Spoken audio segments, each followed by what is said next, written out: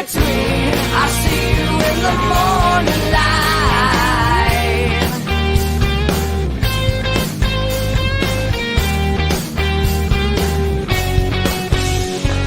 New York, Boston, Philadelphia, LA. I still see your face.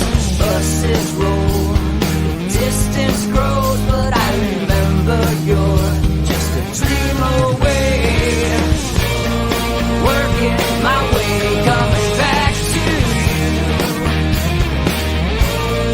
Working my way, coming back.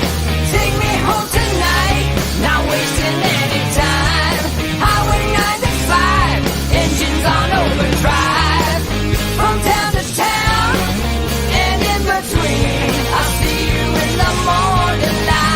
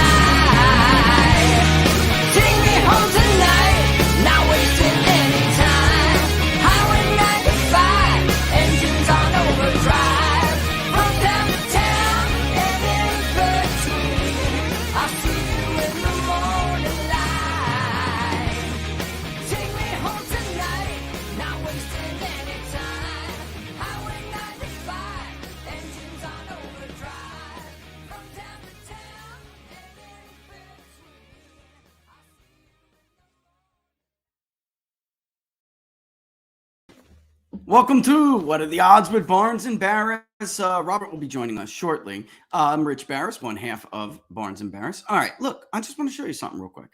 Okay? Just bear with me 1 second. Let's just go ahead and make this big screen.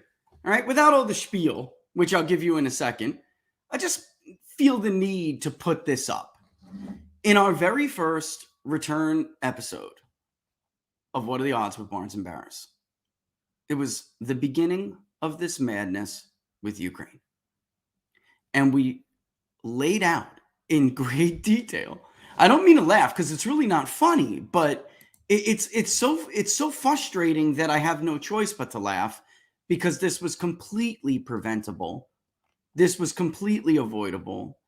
This was certainly not inevitable. You get my drift here? But it was predictable.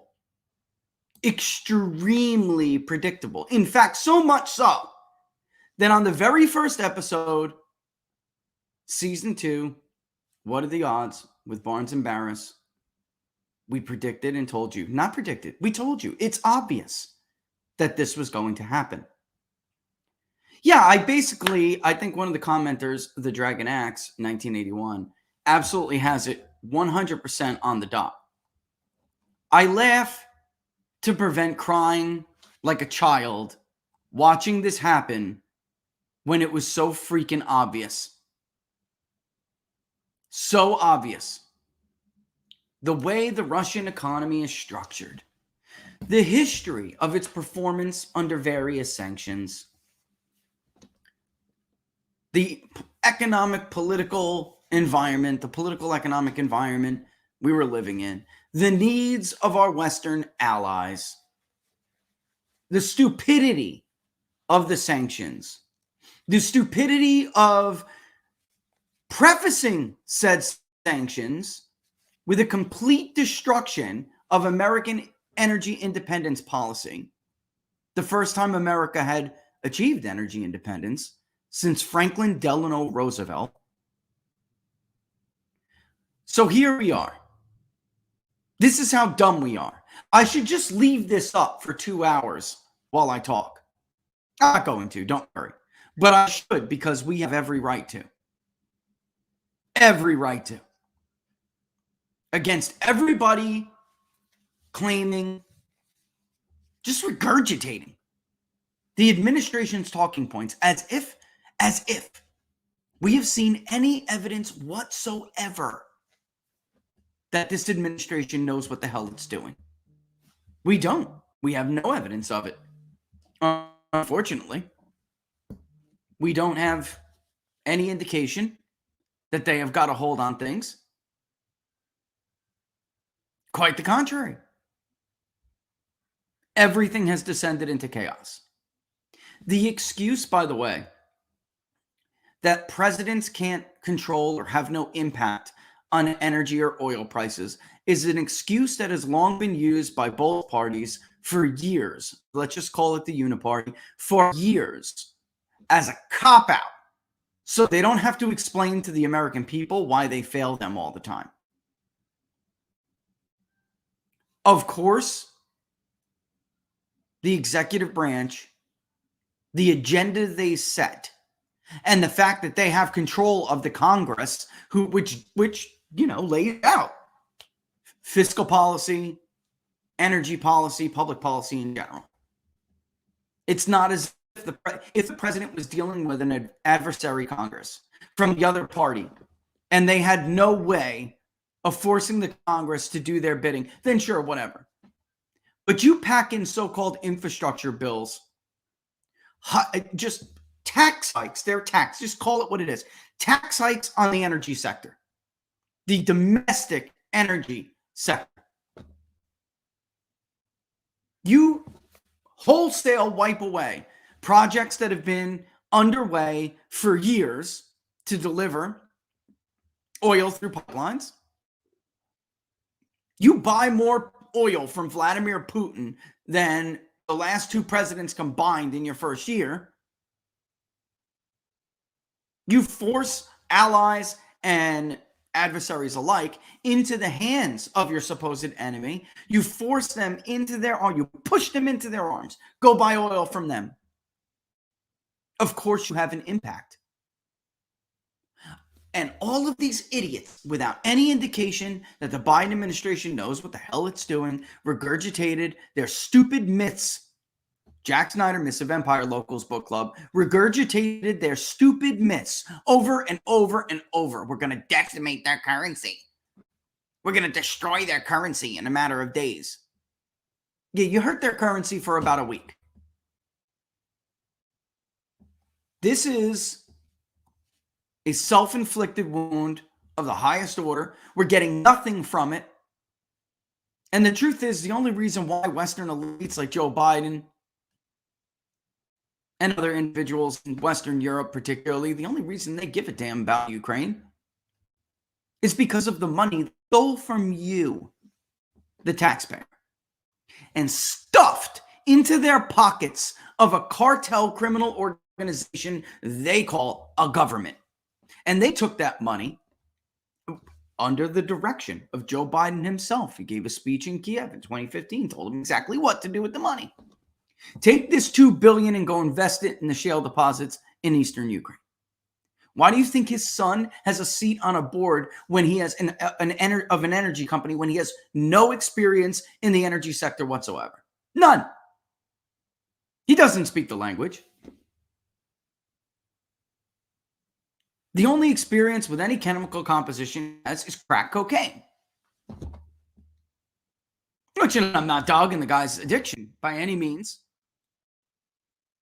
But they took that damn money from you. They put it in the shale deposits in eastern Ukraine. And now they wanted to protect their investment, which is not even theirs. It's yours. Now here we are. And now here Robert is, by the way. So I'm pulling this damn chart back up because I got to get his take on it. Robert, this pisses me off, man. Welcome to Inside the Numbers, my friend. Welcome to Inside the Numbers. Look at this crap, Robert. Look at this crap. Look at this. Do you know, I'm sure you remember, the very first episode of season 2, What Are the Odds? We went over this. This was the freaking topic of the entire episode, was how the Russian economy is structured and how you will do no damage to them. In fact, probably help them. And here we are. I mean, I laugh. It's not funny, but as the previous commenter says, Robert, he's right. I laugh to prevent myself from either going into crying like a baby over it or a fit of rage, because this is so predictable. It's frustrating, my man. It's frustrating to watch them do this crap and to watch people believe it. But I'll throw it to you. Yeah, absolutely. I mean, the Putin's speech in St. Petersburg last week was a victory speech, is what it was.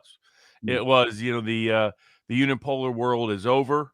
They planned on their economic blitzkrieg of the sort of the West, of the globalist West, that we said all the way back at the very beginning, back in February, I think, or first Monday in March, right after the conflict started, that if you looked at the fundamentals, the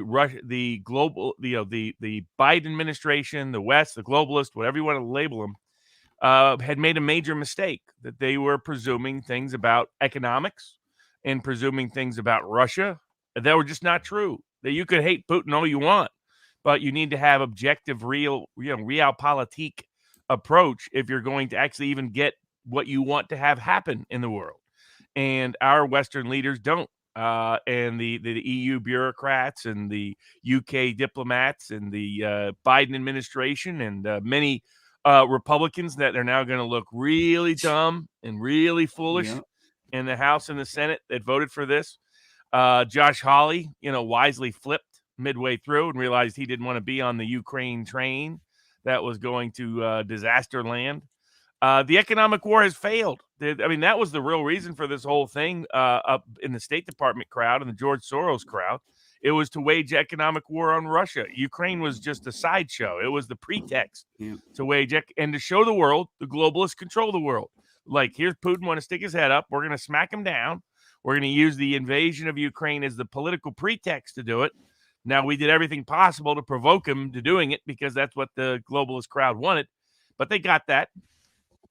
And they were going to show the world that if you control the political system globally, if you control the financial system globally, if you control the cultural system globally, that you can crush a government, country, or society or a particular politician. Instead, they proved just the opposite. They proved that they do not have that power. And the consequence of that now is that, looking at it from a geopolitical and domestic context, you look at that St. Petersburg presentation. The Western media were like, well, no Western elites are there. They don't care. They had about over 80 countries representing over 80% of the global population there. Countries representing a majority of the world's gross domestic product, particularly on a purchasing power parity basis there. They had a majority of the countries that have the world's fuel there. They had a majority of the countries that have the world's food there. They had a majority of the countries that have the majority of the world's population and professionally trained soldiers there. And because of their own presence of nuclear weapons, they had a majority of the countries that have nuclear weapons there. So Russia won. Russia beat Soros. Putin beat Soros, and he beat him badly, but they can't handle that. So that's why we're seeing this war waged between the Washington Post and the New York Times. The State Department wants to march forward. The Pentagon wants to exit because nothing worse than bad advertising for your weapons, right? These Ukrainian generals can't keep their mouths shut. They're like, this weapon doesn't work right. This weapon doesn't go where it's supposed to go. Don't they know who they're supposed to be here for? Supposed to be advertising for the military-industrial complex. Those lobbyists worked hard to get those weapons that were often not needed or not even useful out on the battlefield. You're not supposed to just open your mouth and say, by the way, that this weapon doesn't work the way it's supposed to. Half of them, they're saying 2/3 of the howitzers break down before stuff like this is what they're saying. So the military-industrial complex wants to get out because there is such a thing as bad publicity for the military-industrial complex. This has been the worst advertising campaign for the Javelin missile and other weapon systems in a long time. That's a no bueno. So they got to figure it out. So you got, between all of these things, we're going to continue to see it play out. And then the Treasury Department, the Kissinger types, who are not like the kindergartners around the State Department, are like, this is a disaster. Get out before, we fall off a Kabul-sized cliff. And we look like the jokes we were when we fled Afghanistan the way we did after lying for 20 years about, hey, we're winning right around the corner. That's why Kissinger went over to Davos and said, hey, time to find the exit ramp. But every time Biden tries to find the exit ramp, the boys in the State Department and the Soros crowd and the media say, no, we must march forward. We must have eternal war in Ukraine. Yes, they're probably going to lose, as they've been losing now, as we predicted, all the way back militarily. The Ukraine was not going to beat Russia in a ground war in eastern Ukraine. It just wasn't going to happen. And like people sometimes will compare how much, and look at these massive amounts of money we're spending. If you try to track where it's going, even the Pentagon admits they don't know where their weapons are going. We don't know where the money is going. All Rand Paul said is, let's have an independent auditor so we can at least know where the money went this time. And they voted that down. That would be a Mitch catastrophe McConnell for and his them. continued disastrous policies, who after Josh Hawley and 10 Republican senators and over 50 Republican House members said, let's not do this dumb budget. This is the wrong time to be sending money to a foreign country to continue a war. He runs over to kiss up to Zelensky. And now he's busy trying to push gun control here at home.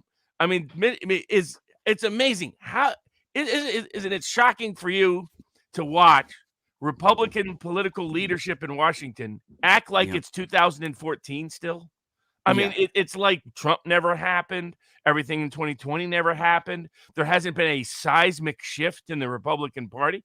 The one we predicted, that working class Mexican-American voters are going to continue to swing towards Trumpist candidates and policies, that the whole Democratic premise, going back for more than a decade now, almost 2 decades, is, hey, we're going to have a permanent majority because Mexicans are all illegals. At least all the ones they know.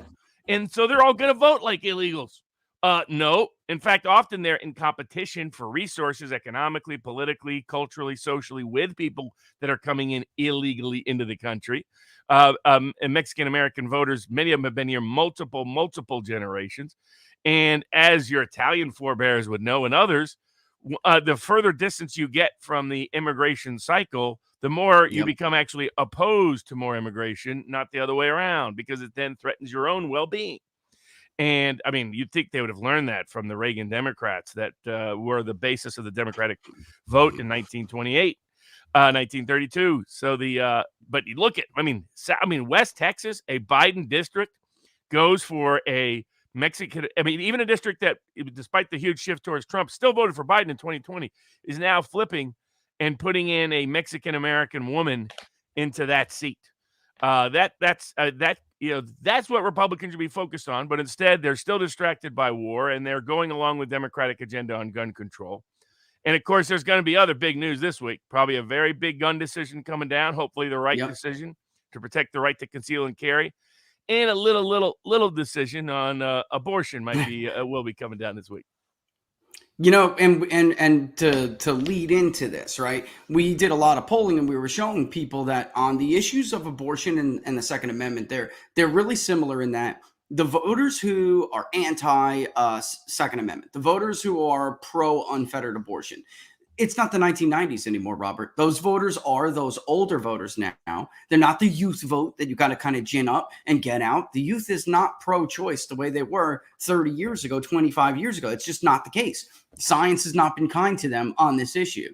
So those voters vote anyway. People, and remind everybody out there that this view that abortion is a big winner for Democrats. It's going to lead to a surge of Democratic voter participation. We've already seen examples of this, by the way. We've had the Democrats have had an opportunity over the last month to express their rage at Roe being reversed, given it's leaking, and instead Republicans are dominating it so much that they're voting for the wrong people in primaries, in my opinion, in some places, because so many are pouring out that they're so eager to vote in November, they're voting in the primaries that they don't normally vote, and hence, as we'll explain, that's really what happened in Georgia for the most part.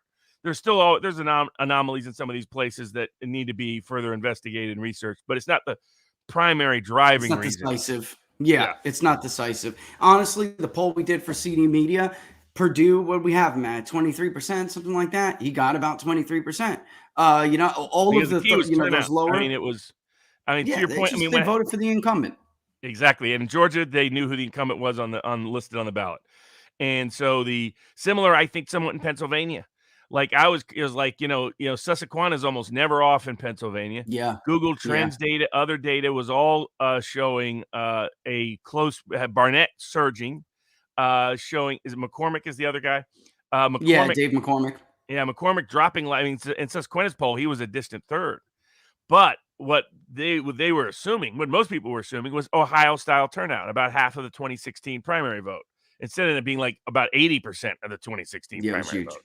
And what happens, the other thing that happens when you have a bunch of people who are really eager to vote in November, but they vote in the primaries just to prove it, is that they don't tend to be your most well-informed voter.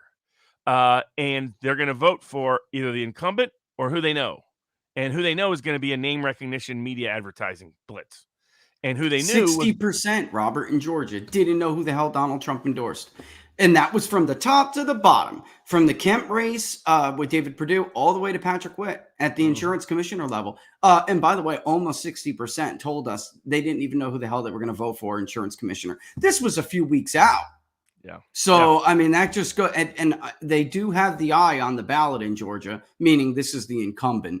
So, I mean, if you're one of those, and it's not that Robert and I are like mocking these people, that's just, they're not politicos like, we are. If you've been through political campaigns, you know that often that when you get a flood of turnout, it can change in a primary. It's why primary polling historically has been one of the more difficult forms of polling, because it really is all about who votes.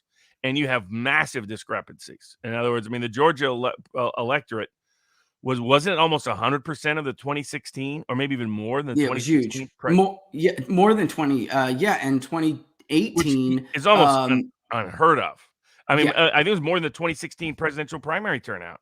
That usually runs on average, when I was looking at it for the betting Ohio's election, about half.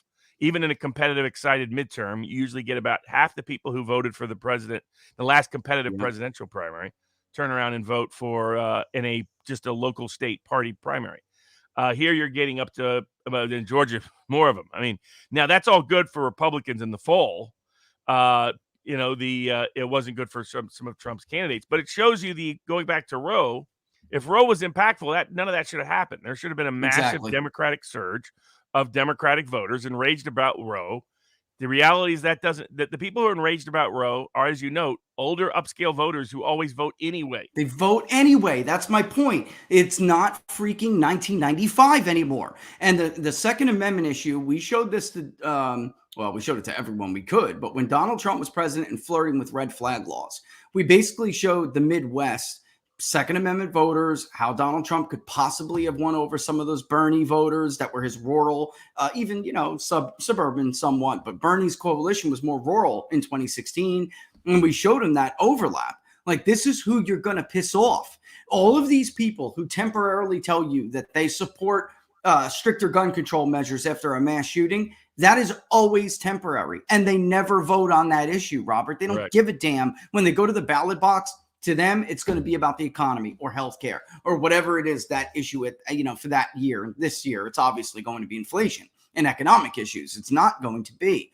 So these futile efforts by Democrats to do this, all they're doing is risking a potential event that completely wipes away their January 6th narrative. Because these people, the only one I've seen reported is Catherine Herridge at CBS. But people know what's going on. These fanatics have plans to burn down the Supreme Court. In case people haven't looked at the TV lately at the Supreme Court, look at what's surrounding it. They're not doing that because they are, on a whim or something. There's actionable intelligence, credible threats that leftist organizations, by the way, groups that are funded by Planned Parenthood. I mean, why aren't they being hauled before Congress, to answer for why they're funding an insurrection? They're talking about killing Supreme Court justices, Robert. This is nuts. And did anybody in the Trump circle who was trying to get electors dismissed, did anybody talk about open assassinations? No. No. This is crazy, man. Yeah, I mean, they're trying to gin up. It will be good for Democratic fundraising if Roe is reversed. That is about all. Otherwise, you're right. Their attempts to gin up an emotional response is much more likely to get an emotional response from a crazy than it is an emotional response from a voter who's otherwise not likely to vote in 2022. Yeah. And the other aspect, as you note, is once people realize that this is just sending it back to states, their degree of outrage it also diminishes. That the majority position in America is where a majority of states are, which is limited abortion access. Not a complete ban, Yeah. but limited access. That's where Funny most you states are. mention that. That's where most people are. That's where most voters are. And when they realize that that's all that's actually going to happen is what they favor is going to be now instituted, that this should be a state issue, not a national issue. That's a majority sentiment. That this should be limited access. There only in some states is there support for an absolute ban. Even then, usually certain self-defense issues, life of the mother, certain rape and incest, and other jurisdictions usually are supported. But in the countries in the states that want a crazy set of rules, they will have those. California will have its crazy set of rules. So once that settles in, and the probability that this will have much impact on the election in a negative way is low. A majority of people are what could be called. I mean, you still get about an even split between labeling yourself pro-life or pro-choice. That That's tells right. right there.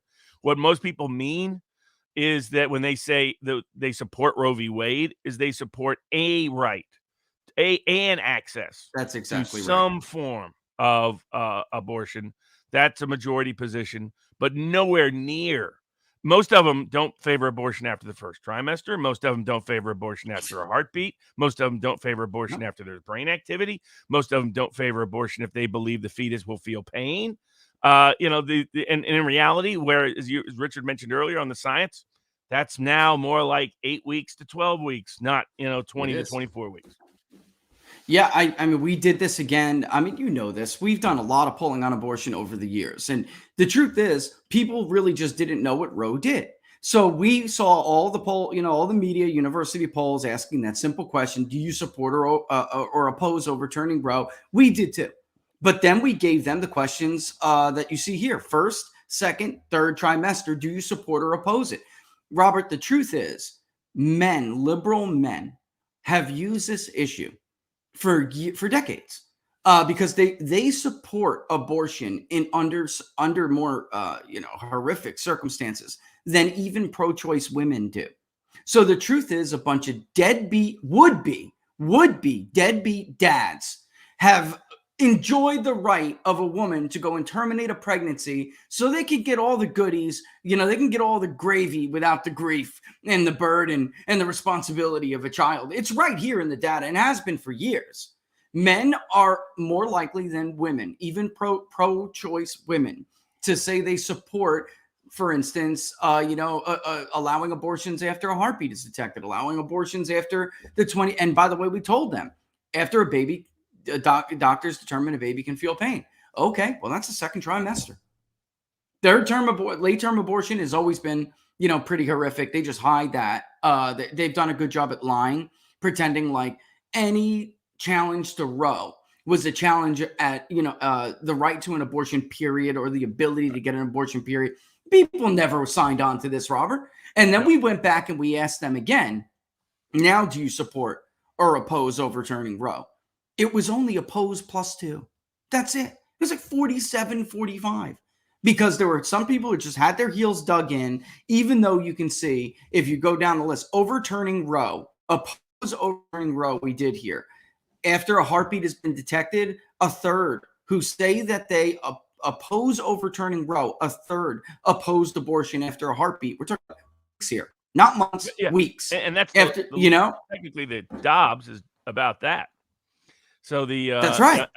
I mean, it's even later than that to some degree, depending on how you interpret the law. So that's where the majority position, the media has consistently lied about what the majority position is on abortion in America for a long time. There's two big factors, and going back to the Second Amendment issue, not everybody cares. And if you dig in, In terms of single issue voters, pro-life voters have almost always outnumbered pro-choice voters in most parts of the country.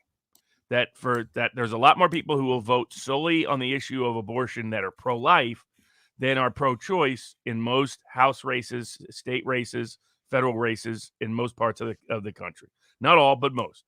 The second part is that the majority position has been the world's position, which is that that an abortion should be available as long as they don't believe there's a formed fetus present. Is the short medical answer. In other words, as long as there isn't something that looks like a baby, then people are okay with the idea of abortion. That if they think it's happening in the first month or the first 6 weeks, first 7 weeks, before something that looks to them like a human life. And you can say that's a good judgment, bad judgment. I'm not putting that aside. I'm just describing what people think and why they think it.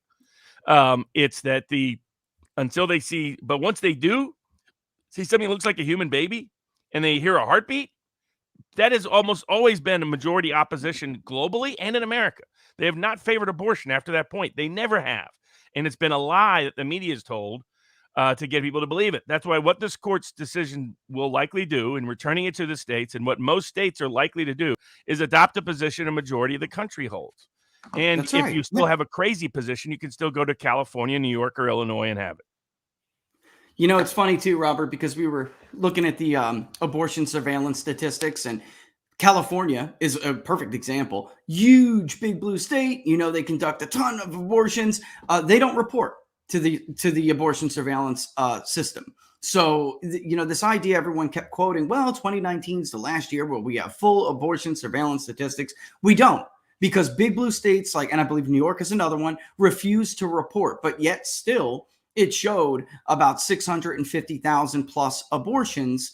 And they always, like, somebody in the comment had said, if they didn't go and try to kill late-term abortion babies, then we wouldn't be in this position, right? If they weren't radical, they didn't take it to the limit. And they'll always tell you that that's, you know, the vast minority. But I looked it up. It's almost 10%, in fact. So that's 65,000 late-term babies that were aborted. And they talk about it as if it's nothing. Like, you're a lawyer, Robert. If I was a freaking serial killer, okay, and I killed 30 people and buried them in my backyard, could I go to the judge and be like, Your Honor, it's only 30 people?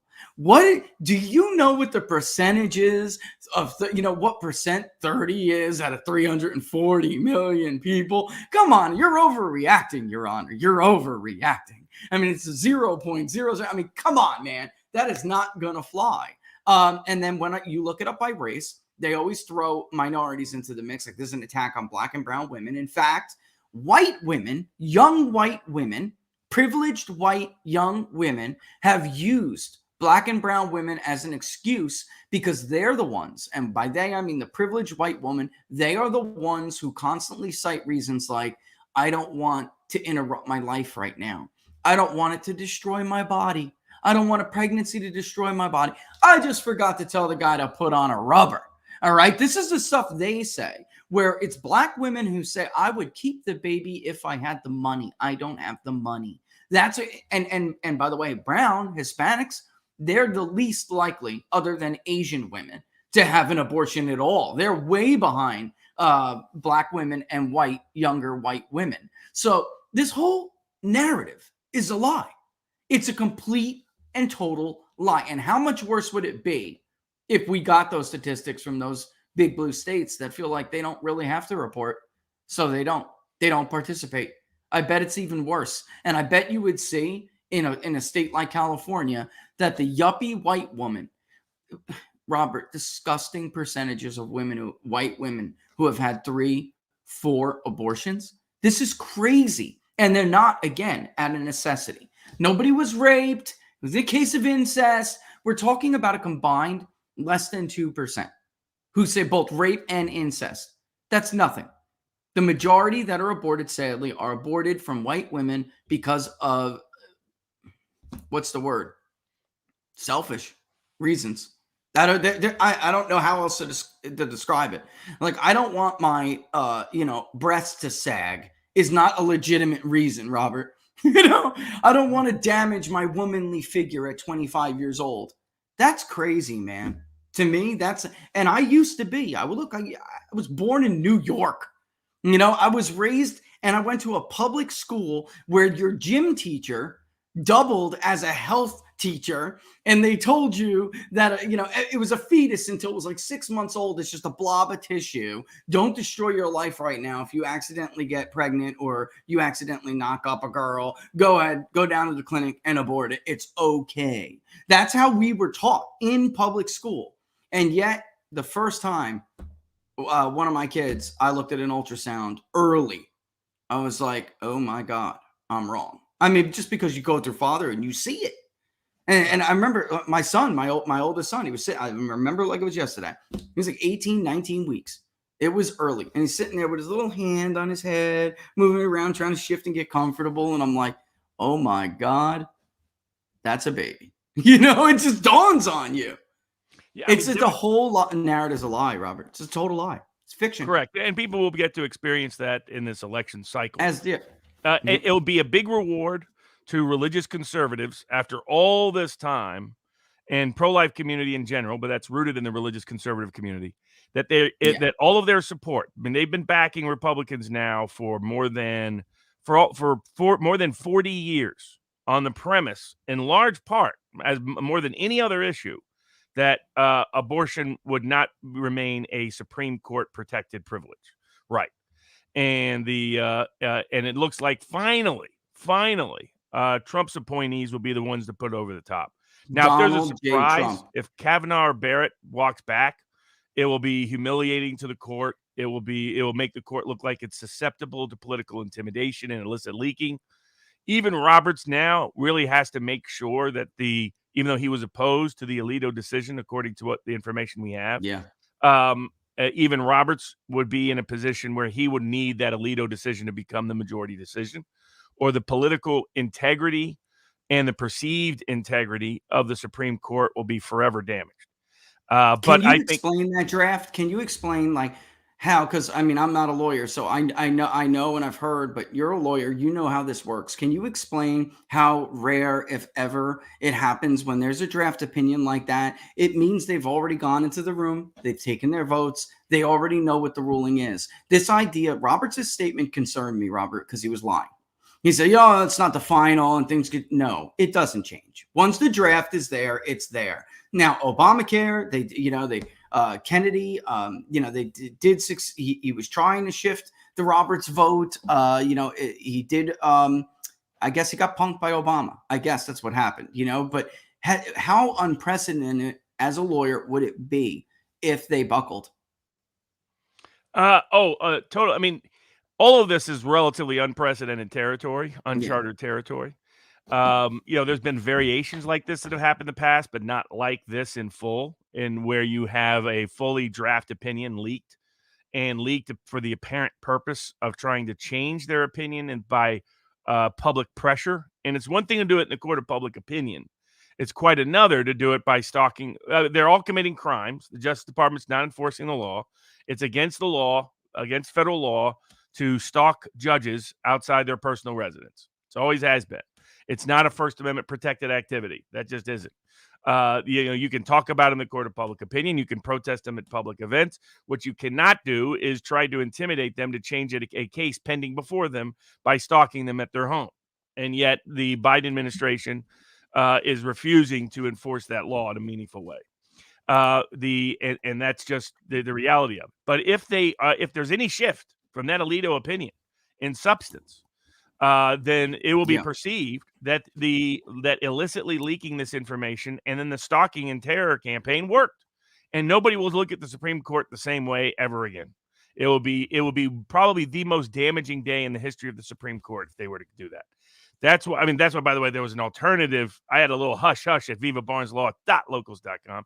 One of the alternative takes was someone else might have leaked it than who thought they did, because if you knew the court, you knew that it locked in the court to the Alito decision in case somebody was wavering. But all of these justices were put on the court for the sole purpose of overturning Roe more than anything else. And, Roberts has already betrayed them in the past. Kennedy betrayed him. O'Connor betrayed him. Other people betrayed the religious community. which has been the most loyal part of the Republican voting base for more than 40 years. It's long overdue that they get at least part of what they wanted. Now, most of them wanted the life to be recognized under the 14th Amendment and abortion to be constitutionally prohibited outside of strict scrutiny. And contrary to conventional wisdom, that would have allowed a self-defense argument in case of life of the mother. And then you could get into a trickier case in rape and incest as to whether there's an exception, but there is an argument for that. It's a kind of a very sophisticated argument. It's one that takes a while to unwind all the assumptions and presumptions that go into it, but it's not as simple as you point out. The majority reason women get abortion is convenience. And it's the dehumanization of life. That's why abortion, like the Democrats think it looks good when they have women talking about having 10 plus abortions and celebrating it on TikTok, and about, and how they really get aggressive. The wokesters and the hard left are a really undesirable group to put out to the public. If you're the Democratic Party, you should hide them at all times. They're going to come out. They're going to come out in abundance when this decision comes down. So very unusual for that case to ever be leaked. It would be unheard of for the Supreme Court to reverse its opinion because of that. And so I don't think it will. I think they'll stick with it. Then that transitions to the next big case, the concealed carry case, and the political fallout from that. Again, as you pointed out, this is even more true. Like in the abortion context, what surprises people is the hardest core pro-choice voter is a young white liberal male. The male feminist types that always look like, you have a poster image in your head of a nerdy stalker. I'll send out the link too for people. Your classic pro-choice voter, that, and then your upper middle class, libertarian left white guy driving a nice car who, just wants to have fun and have no responsibility or accountability. There was a certain prominent person I represented back in the day that said, Bob, you have no idea how many little versions of him were running around. There's that kind of personality. I think I might know who you're talking about. Yeah, exactly.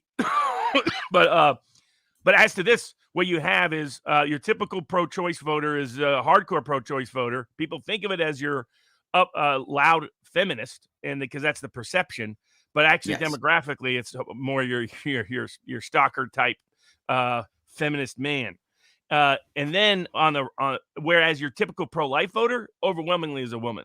Overwhelmingly, 85% of your classic hardcore is because they see abortion as an attack on motherhood, and an attack on vulnerable life, but also an attack on motherhood. That's why there's a lot of something natural though, Robert, about it. Isn't there just something visceral, natural? Like the left doesn't want to ever recognize nature. Ever. Right. And they think like we could buck nature, but like it's women, a different kind of feminism that really animates it. But they're usually a church-going, religiously conservative woman who's very proud of motherhood and protective of motherhood and protective of children and so that's where like the demographics what the media would tell you is actually just the opposite. It's not the white conservative man wanting to oppress women in Handmaid's Tale. It is your classic pro-life voter. that demographic looks more like your pro-choice voter. Whereas your pro-life voter is your strong activist woman, overwhelmingly, but who's a religious conservative and has a different sense than some feminists do. On gun control, as you point out, the disparity is much bigger. Your hardcore gun control vote is tiny. There's very few people that will vote solely on the issue of more gun control. That's right. This doesn't exist. And media knows this, and that's why they do fake polls. They do polls usually right after an event where they talk about gun control in vague language. And they get broad opinion. And so you get the people who don't care giving an opinion. And they say, look, it's 65-35. People are for more gun control. Patently irrelevant, as any politician knows that's been through this. As John, is it Cornyn or Corbyn? No, Cornyn. Cornyn. As Cornyn was discovered, all of a sudden he's like, maybe I made a little mistake, jumping on this McConnell bandwagon to cut a sweetheart deal. And compared to DeSantis, he got booed off his own stage, man. Yeah, on his own stage in Texas. I mean, his people. He follows me on social media. Me too. His staffers. Well, they should pay a little more attention to us. Then they wouldn't be in this trouble right now. Look at what DeSantis does. When DeSantis gets in, how does he handle the legacy of Parkland? Does he go into let's study more gun control, more of this? No. He says, let's form a grand jury to investigate whether school safety and public safety response to school safety incidents is adequate or not, and what happened. That's the right approach. That's if Abbott wasn't asleep at the wheel, that's what he would be pushing aggressively in Texas. If Cornyn had his political IQ over 50 over room temperature, that's what he would be pushing Abbott to do in Texas. They would be pushing for a federal version of that. Let's have a full federal investigation, a federal committee, not to waste time on January 6th, but a full federal investigative committee to look at school safety issues and public response in America over, say, the last 30 years. Let's look at all of it. What's been going well, what's been not going well. Because what that will expose is the complete lack of basic school safety metrics being done in schools. They're putting people through mind-torturing drills that serve very little net positive purpose, but they're not doing things like securing the doors. They're not doing things like having better security present. They're not doing things like letting teachers who have the means of who are familiar with and already have a use of guns to have them on school campuses. They're not doing, back in the day, kids used to bring their guns to school all the time. Yeah. We didn't have any school shootings. We didn't have a bunch of school shootings all over the country. So politically, that would have been the smart approach. But what are the Republicans? The only way Republicans could lose this issue is if they went along with gun control. And yet that's exactly what they're thinking about doing in the Senate. I really do think, and this is too good at both of these issues, plus the Ukraine issue. I really think, it honors it, Robert, that if Republicans take over control of both houses of Congress, they're still going to get pushed around. If Mitch McConnell is the leader of the Senate, Kevin McCarthy is the leader of the House, I hate to tell everybody, but not much is going to change. It needs Kevin McCarthy's running around counting votes right now. There have been a lot of good new blood that has gotten in, and eventually their days are probably numbered. That's just that's the reality. They just don't know it. The landscape. They still don't. They just don't know it yet. Shocking. Yeah, but with people, I see their comments in the chat. This is like the one thing they can do to prevent themselves winning seats. That there is historically low presidential approval right now. The right track, wrong track in our poll is the worst ever. And I went back and I looked at, before we even started the public polling project, did we ever have a right track, wrong track this bad? The answer is no. We never had one this bad before. Biden's really by the way, everyone mocked us over this right here. This Biden's approval rating fell to 37, plus his disapproval rose to 60.5 actually. So about 61. Everybody, that's way too high. He can't have disapproval that high. And then within like a week, the Reuters poll went to 60. These people, if you want to know what the RC average is going to say in a month, support the public polling project. You'll find out weeks before. That's exactly right. Weeks. Absolutely. Weeks. People that have followed some of our bets or my bet recommendations have made money on it, betting on that Real Clear, the average. I think once we lost money on it because Real Clear Politics played some games with how they did the average. I got they a lecture do play Sean games Trinity sometimes. about that. But about the timing, that there's money invested, Sean. You got to pay attention. But but I think the dynamic of it is this is a massive. The concealed carry case I think will be a big win for Second Amendment rights. And if the Republicans just don't blow it in the Senate, don't go along with any gun control right now. That had nothing to do with Uvalde. Allow focus on school safety. Why 30 years plus after Columbine or thereabouts? Why is it we still don't have basic school safety response mechanisms? Why? More than a decade now after Sandy Hook, why is the local politicians playing games again with Freedom of Information Act requests in Texas? Like, what happened? We want to see the body camera footage. Oh, no, can't show it. Can't show it. Is it because their story is false? Because they didn't respond? Because they did withhold parents from saving lives? There's a story out yesterday that it's always usually involves around locks around doors. Somehow they couldn't handle that aspect again. In some capacity. Exactly what happens unclear, but again, there's more and more evidence mounting that the reason why the number of deaths took place is because there was an inadequate school safety response again. And let's be real, this benefits the Democratic Party and the media. They need there to never be good school safety in America. because the No, moment they're there's killing good people school on safety in purpose. America, they don't have a platform of dead kids to stand on to That's right. to take away our Second Amendment rights. And maybe our First Amendment rights a little bit too, if they can, because that's what red flag laws are. Red flag laws are Yeah. both punishment over assertion of First Amendment rights and a restriction on Second Amendment rights. And instead, you got one-eyed McCain down there, Dan Crenshaw, pushing red flag law proposals. You got the Senate boys wanting to jump in and jump the can't wait to sign away Second Amendment rights again. Yep. They should learn their lesson. Politically, if they never forgive, never forget, hold the line. They just hold the line. This is a big net win because the people that care about this issue are the people whose Second Amendment rights are being restricted. Your liberal gun control voter is not going to matter at all come November. Not at all. And you're not solving the problem. If you care about solving the problem, improve school safety. That's what solves the problem, not restricting the lawful rights of lawful gun owners. But media knows what they're doing actually leads to more mass shootings. They know all about it. The FBI has been telling them for years since Columbine. And academia, we talked about this a lot back in the People's Pundit Daily days, and I started revisiting and posting those articles to Twitter because after Buffalo happened, I said, knock it off. You're going to kill somebody else. You're going to kill a bunch of other people because not only do they inspire follow-up shootings, those follow-up shootings are more often than not more deadly than the initial event. So the contagion, the media is the contagion, and those inspired events always turn out because somebody's trying to one-up the last guy who got notoriety.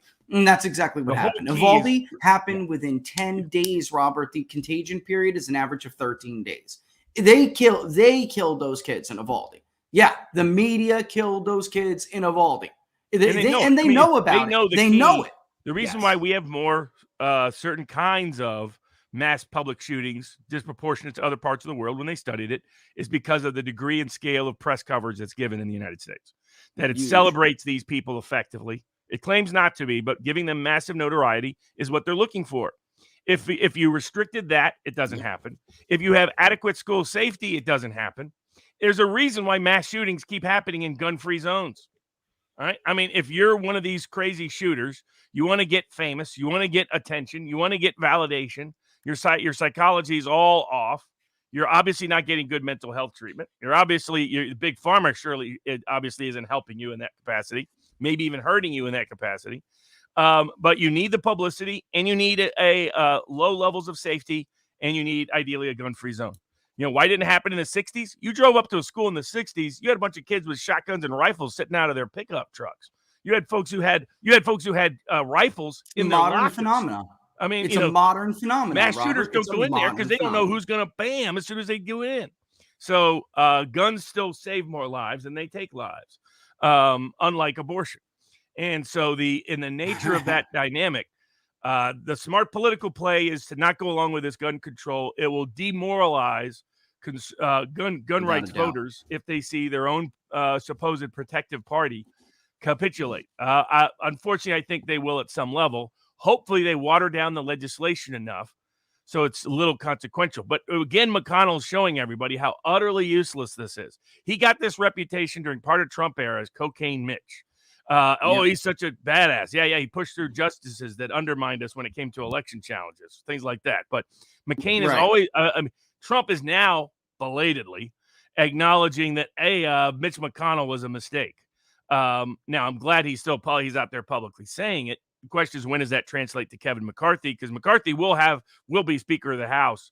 The only question is how big a margin he has. If they do it right, the margin will be one of the biggest margins they've ever had, the Republican Party's ever had in the House of Representatives, because that's where things are looking politically, and it's probably good to transition. So we have the Supreme Court issues and the war issues that are going against the Biden administration, in my view, politically net. I think a good concealed carry case makes gun rights voters feel good about getting in those justices. The same with the Roe decision really empowers and impassions the religious conservative pro-life vote. Receding on the Ukraine war helps in terms of the anti-war populist wing of the Republican Party. reflected in the increasing public opposition within the Republican Party to these things amongst its representatives, and the success of people like J.D. Vance, and the coming success probably of Blake Masters in Arizona. Yep. The coming Game success changers. likely, I think Eric Greitens survives the hit pieces on him. Me too. And holds on in Missouri. Me too. I'm real hopeful, of course, that Joe Kent. The key with Joe Kent is surviving the runoff if it's against the established Republican and Democratic leaning district. But I think there'll be enough. I mean, he's run a fantastic campaign, really done a great job.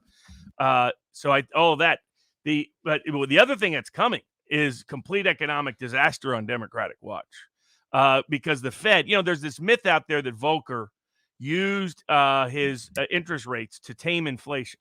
And there's been a raging, you go back and read comments at the time, Volcker wasn't even sure what he was doing. So the problem is, what if what the Fed does is raise interest rates high enough to sink the housing economy and sink the stock market, but not lower inflation? Because inflation is due to what we were telling back in 2020. You can't print a bunch of money and it have no consequence. You can't shut down an economy and it have no consequence. And now we're getting the blowback. Putin, of all people, he laid this out in St. Petersburg speech. I know. It was so Why is the West in trouble? Frustrating. It's because you can't put out a bunch of unsecured debt. That's why. He goes, that's what currency is. It's unsecured debt. It's like you're just printing like madmen. He goes, that's why you have a problem. It's not because the Putin price hike. I didn't print all that money in the West. I didn't print 40. I didn't have a 40% increase in currency in a year. Yep. He goes, I didn't do that. You guys did that. Within 365 and then he goes, look days. at your food imports. Your food imports went up 50%. You can't. You're shutting down supply chains. You're squeezing out what supply already exists, and you're just flooding the system with cash, with unsecured debt. He goes, that just doesn't spell out a good outcome. He's right, of course. But that's coming. I mean, I think there's the famous guy who did predicted The Big Short, Michael Berry. I think I got his name right. He's predicting a economic collapse of almost a depression era level in the stock market, in the housing market. We're already seeing it in the housing market. I mean, the housing market, as Lawrence you pointed June out, has been towards the end of Trump months. was really starting to come fully back. Then it kind of inflated because of all the supply issues and the combination of the lockdown issues, the huge influx of currency, and the degree of supply issues in the housing market. And now it all of a sudden you're starting to see it recede. I mean, mortgage interest rates are just skyrocketing in rates we haven't seen in quite a while, and it's only going to keep going up. And I get the Fed wants to try to tame inflation by interest rates, but it was never clear that actually worked for Volcker. There's a range of alternative independent economic historians.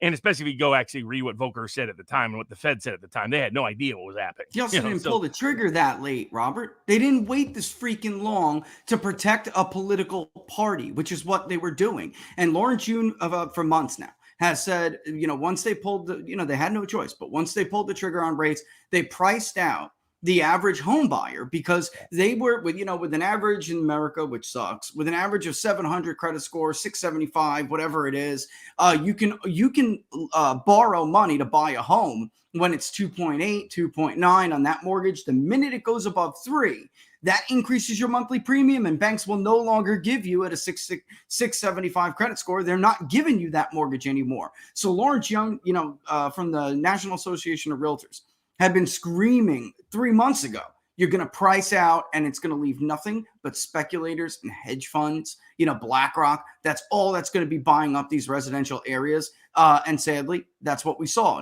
Last week, new residential construction under Trump was historic. Home builder confidence, which is like released right before that for people who don't know, hit historic all-time highs. And then you would see the following couple of weeks, the Census, which is Department of Commerce, really would release that housing starts building permits for new residential construction. Look at the numbers last week, Robert. It just is collapsing. And by the way, all of this solidly recovered back to their historical levels after Donald Trump reopened and pushed for reopening. This didn't happen because the biggest excuse here from the left is, well, Trump did this by shutting down the economy. Things were improving. Every indicator had returned to their norm. Even the CPI returned to their median rate of increase month over month.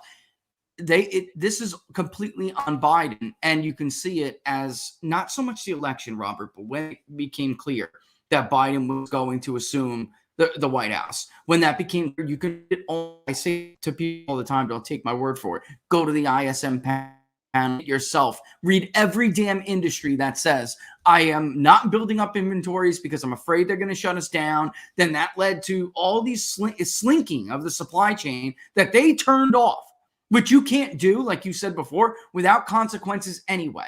So when you're constantly under threat, if I build up inventories and they shut it off again, I'm going to be screwed. Okay, supply is not there. Demand rises. They build up quick. They try to stuff it out. The supply chain fails. I mean, that's what happened to us. And this all was under Biden. And look, I say this all the time, and I'm 100% certain I'm right. If Donald Trump was still president, if he was reelected, which, I'm not going to get into, but let's just say if Trump was re-inaugurated, this would not have happened, because you can read it for yourself. They were afraid some arbitrary number was going to get hit, Robert, like one too many, upscale white voters in Loudoun County got a sniffle, so they'd have to shut it all down again. That's what they were afraid of. Well, they were the concerns over getting shut down in the fuel industry, getting shut down in the food industry, getting shut down in various supply chains, getting shut down in a general lockdown. None of those would exist if Trump had been reelected. Now, Trump made a mistake by going along with it at all in 2020 that put some of these things into motion, but he would have been able to mitigate the harm. And then he never would have, as he has said repeatedly, never would have allowed the Ukrainian conflict to lead to war in Ukraine. And there would have never been mass sanctions. And, just Europe is looking at a shrinkage of its economy of 400 billion or more over the next year due to its own self-imposed sanctions. I mean, the sanctions policy is basically, look, Putin, I'm going to punch myself in the face. And you say, oh, you didn't like that, Putin, I'm going to punch myself twice in the face. And that's what these people are doing. And so bad timing on that. And I think politically, what they didn't understand is it's a massive mistake to even call it the Putin price hike, because all that does is highlight that your deliberate policies have led to the economic situation. You're saying, because of my policies involving Russia and engagement in foreign war, that's why you're paying more at the grocery store. That's why you're paying more at the fuel pump. That's not a good argument to make. It never was. People aren't going to turn around and say, oh, I'm going to blame Putin for that. No, they're going to blame you for that, because you're the one saying it's your policies that did it. You're connecting a public policy related to Putin and Russia to their economic everyday wallet. And that's a political mistake. But I think what's coming, I mean, Baris talking about a 50% drop. I saw it. Potentially in the stock market. I mean, this is the guy again who predicted the big short. He's been ahead of the curve many, many times. And there's other reasons to believe that, because what we did in 2020 is we sent out a bunch of money to a bunch of checks to a bunch of people. What did they do with that money? Well, we did that. And not only that, because housing values went way up, a bunch of people went out and refied. And a lot of their wealth came from their cushion economically came from refining on their house with new increased values. So they had a bunch of cash in. What did they do with that cash? What many of them did is put it in the stock market. And then the stock market gains further inflated their wallets. That combination gave us three bubbles: a bubble in the housing market, a bubble in the stock market, and then a bubble in terms of excess demand compared to supply in terms of inflation. And now we're paying the consequences already for one of those. The next two are probably coming. And what happens when disposable income is dramatically shrunk in the United States due to the inflation eating away the value of what you have? Savings has already returned to a new recent low, one of the lowest level rates in 10 years. Yeah, it did. That wasn't supposed to happen according to these guys, but that's what that did happen. Credit card debt is at near an all-time high. Again, the housing prices may start to collapse. You may have a combination of deflationary assets in stocks and housing values and inflationary consumer living. It's the worst of both worlds. Everything's more expensive, and you have less money to pay for it. And none of that factors in student loans, Robert. Yeah, you add that to it. Factors in student loans. So you add all of this to it, and you're looking at an economic disaster over the next year. And even if the full disaster doesn't happen, some degree of it is coming. And that's what you're talking about is look to consumer sentiment, look to manufacturer sentiment, Yeah. look to home builder sentiment, because this is what tells you what people think. And psychology, as Trump did always understand, that was one of his great Yeah, he did. geniuses in economic success, was that he understood the psychology mattered as much as anything. People still believe, I think the best argument for the Great Depression is as much about the psychology of the masses as is any objective economic indicators that were taking place. What all of the indexes, consumer, manufacturer, home builder, small business, what they're all saying is they're at one of the lowest levels they've been. Yeah, and I'll tell you this what I'm showing right now, this kind of scared me a little bit, because for a while, even after Biden took over, people were still kind of hopeful, Robert, that in the 6-month outlook indexes, the sub indicators in this index, the 6-month outlook always still looked more positive than the present situation. So people were like, you know what, my situation stinks right now, but 6 months from now, I really do feel that, total family income, the inflation indicator, I'm going to be all right there. The employment situation, it's going to improve. General business conditions, period, they're going to improve. And then this month, it converged. And this is, first of all, never happened before. So what this tells me is that people think it's not going to get better. They are now as negative about the future as they are about what is happening right now. That is supposed to signal a recession. If you go back and look at other indexes that this one's modeled on, specifically the conference boards, that's not good. When that happens, when did that happen last time, guys? The Great Recession. That's when this happened. Everything's pointing to that.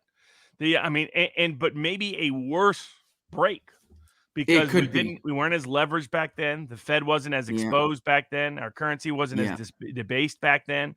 Our food imports weren't as high back then. Trump had put us on the right path fuel-wise. Now it's in reverse. And that's not something you can quickly undo. That takes a year or two to try to even undo. And nobody in the oil industry wants to tap new wells right now in the United States. No, they're not no going to way. take that gamble. When every other week, Biden administration is talking about climate change and talking about shutting them down, they'd be Build nuts Back to do. Better.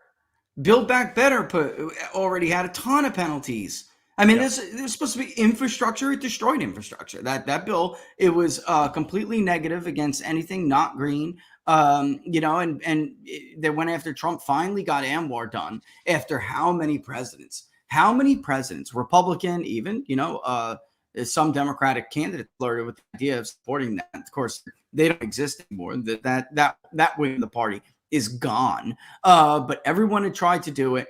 Trump got it done, and they went right after it. Even parts of of both the North Atlantic and or South Atlantic and North Pacific. That was in the bill as well. So they just targeted, and again, so I was saying this before, that this concept like the president has no impact over gas prices, or that's crap, especially when they have control of the Congress. Of course they do. That's just an excuse that both parties have been using to avoid responsibility all these years. And this is a situation that even if they were right, it won't matter politically, because you can't campaign on shutting down fossil fuels and then claim you're having no impact on the prices of fossil fuels. It doesn't make sense, Robert. Exactly. It makes no sense. And that's where and that doesn't even get into the food crises we had a baby formula crisis in America where we had to beg Europe to send us humanitarian relief. That's embarrassing. Embarrassing. And then how many months ago did we ask about this, by the way? The shortages, remember that? When I said we were going to do that was months and months. That was probably at least 2 months before Ukraine. And I could go back and look it up. I think it was during the holidays. It was before this so this Putinflation thing, these shortages are all because of this. Is crazy. This is and that's why nobody believes it. In that regard, Putin is not the one limiting the supply of anything. It's the West limiting the supply from Russia. So they've just added problems onto themselves, but at a time when they couldn't afford to. But it was because they really convinced themselves they could print a large amount of money. They could shut down the economy. They could have full state control of economic life along most of the globe in the guise of pandemic policy. And it would have no consequence 2 years after that. It was always an insane proposition where we were always going to pay for it. But now they've just added on bad decision after bad decision. into the super chat, could Biden reverse the psychology? The problem is Biden sounds worse than Carter. Carter came across as incredulous. I remember there was a Saturday Night Live skit with Dan Aykroyd as Carter. And Dan Aykroyd's like, oh, what's great about inflation is now you can afford, now you're in a certain market you weren't before. And it's all these idiotic propositions. That's what Biden is going to sound like. I mean, it's a guy who literally cannot walk upstairs or ride a bike without falling. I mean, it's public humiliation. But they are sinking so fast. The only thing that could save the January 6th committee, total disaster. Even NBC News acknowledged it. They put out a story. They were following anti-Trump Republicans in Reno, in Nevada. And they thought, and I guarantee you, they thought, oh, this will be great. It will show how successful the January 6th committee is and us doing 24/7. And instead, they found not only did it not work, it backfired. A bunch of anti-Trump Republicans in the suburbs of a place like Reno, their response to all the coverage of January 6th is to be more Republican now than they were before, to be opposed, to see this as the sham that even Dershowitz said it was. So this is a McCarthyite hearing, not respectful of any basic rights or rules. And so you add that to it, they are DOA walking into November as long as Republicans don't bail them out with dumb gun control or other policies. I'll tell you, speaking of, I think it's unfair to McCarthy to equate what's going on because at least McCarthy was right. At least he was right. Well, what most people call McCarthyism was really the House On-American Activities Committee that had nothing to do with Joe McCarthy. It was the House On-American Activities Committee going after ordinary people. McCarthy's obsession was entirely powerful people within the military and the State Department. So they labeled it McCarthyism once it became unpopular because to distance the Democratic roots. This was mostly the Democratic Party purging its dislike dissidents from labor unions, from Hollywood, from other places. Now, a lot of those guys were actual commies, but they were not people with power, real power, like the people McCarthy was focused on, who was in the State Department, who was in the military. The name McCarthyism really reflects the worst connotations of McCarthyism don't have anything to do with Joe McCarthy. Right here in my pocket, I've got a list. 57 names. Or whatever it was. I mean, the joke from Manchurian Candidate was he got the names from the Heinz 57. Heinz 57. Yeah. He's like, how can I remember? Oh, it's like that. So but his concerns were legit. I mean, the State Department gave away China. And there were high-ranking communists throughout the machinery of the federal government that had got there. Now, what most people get mad about is when they targeted, ex-small-town professor Joe Blow. That's what made people not like McCarthyism justifiably and correctly. But that had nothing to do with Joe McCarthy. That was the House On-American Activities Committee, run entirely by Democrats, and they were using it. Now, they were using it foolishly. This was Kefauver. Kefauver got in trouble with Truman because his organized crime campaign that he did all throughout the country to boost his national publicity. He was from Chattanooga, my hometown. The problem was he kept outing Democratic allies, in the Democratic political machines in the organized, St. Louis, Kansas City, Milwaukee. This was integral to the Democratic political machine. Old Kefauver just kept stumbling into it because he was from Tennessee and had no clue what he was walking into. But I mean, I think everything lines up well. I think in the people asked about the South Carolina results. Big turnout is what I think saved. Also, Charleston being Charleston, that's a much more upscale Republican community constituency. Saved her, and that she didn't actually affirmatively vote for impeachment.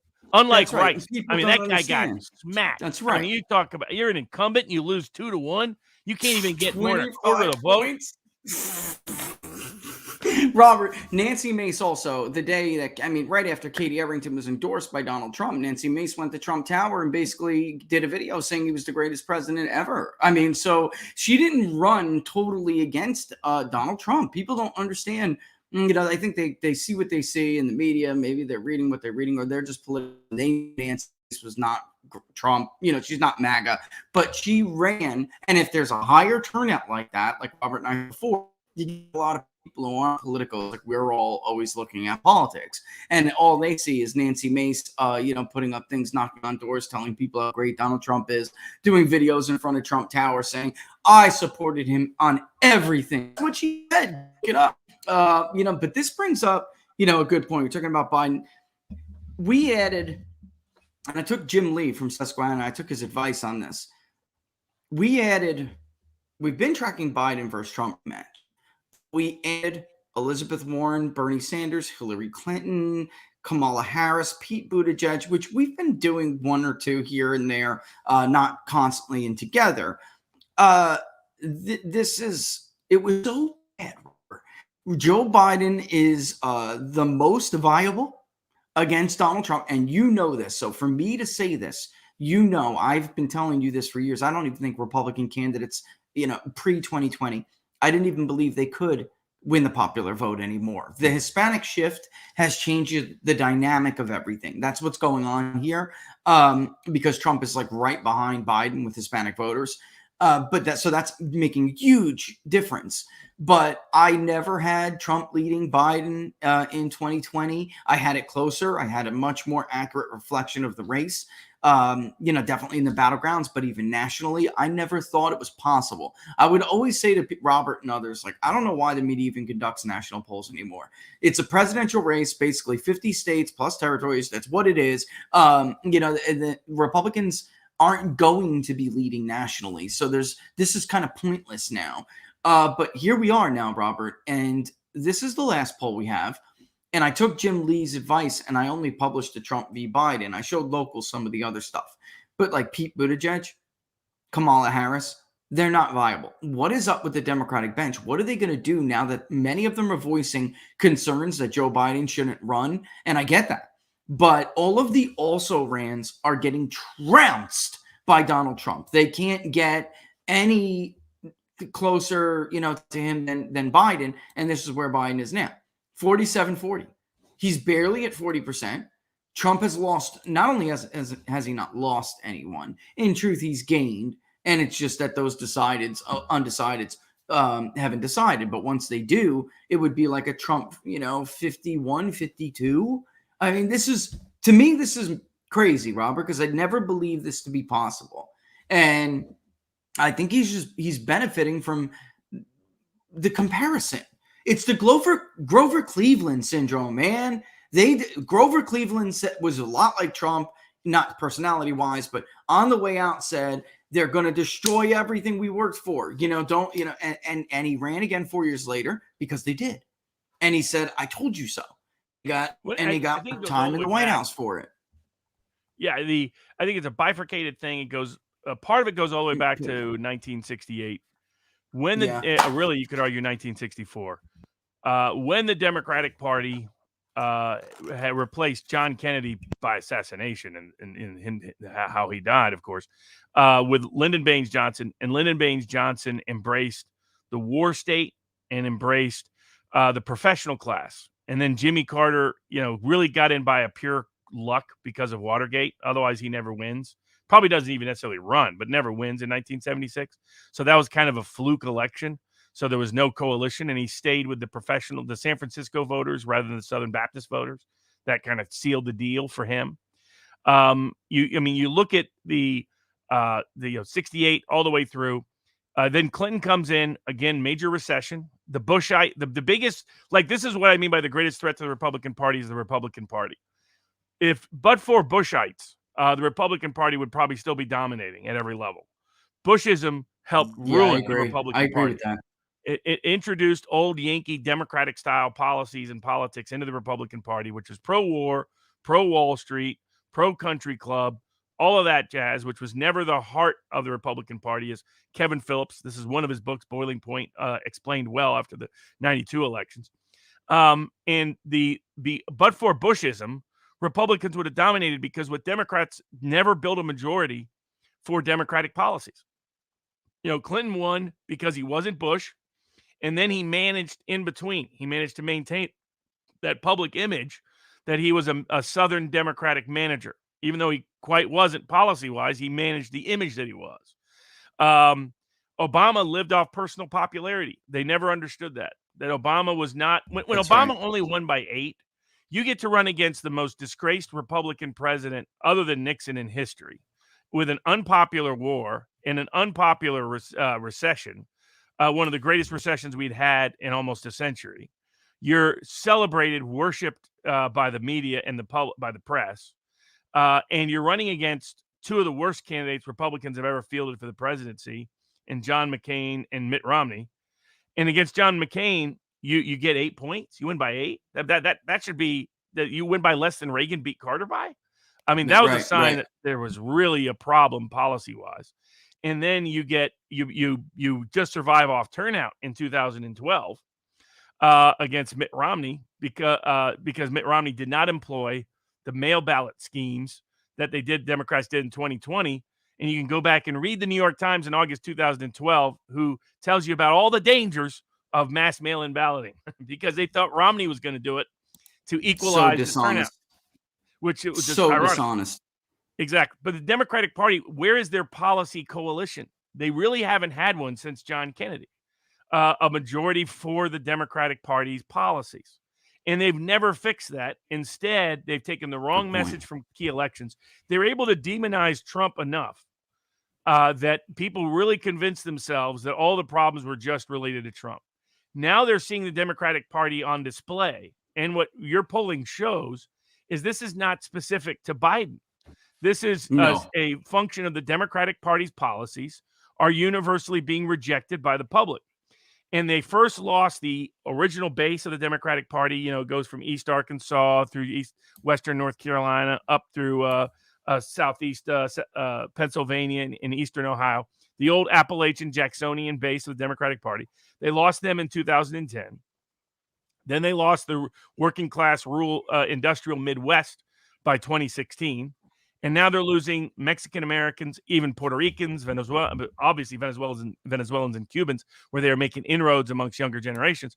But basically the Latino vote, and as Van Jones recently said on CNN, he doesn't know anybody that calls themselves Latinx. He's like, this is a problem. Democratic Party's hijacked by this tiny little group. And the problem is policies, because that's what it showed. They can't fix it with anybody that's on the bench because the problem is their policies have been rejected. Their solutions have been rejected. And so you can have someone that at least social media wise, like an AOC, who's supposed to be the face of this new millennial progressive majority, is mostly ignored because they don't take her seriously on policy, but they also dislike her on policy. So that's the problem. I think they have an almost incurable problem that's been amplified by the narcissism of the Clintons. The Clintons wanted no competition, so they spent 2 decades taking out and decimating the Democratic bench. Now they have no bench. And so that enhances and amplifies the problem. But the core problem is their policy solutions for America that are all rooted around statism and professional class elite governance are being rejected by the working class across the country. And consequently, it's not a sustainable objective. They don't have a policy agenda going forward that the American people are even interested in. And that's why even Biden, who people think is uniquely disliked, is actually still the most liked candidate amongst Democratic presidential options. That's what's amazing to me. They have, you made a good point that the Clintons took all that time to destroy that bench. And that's, I do want to get to France too, because I think that's huge. But I got to ask you this. There's this crowd.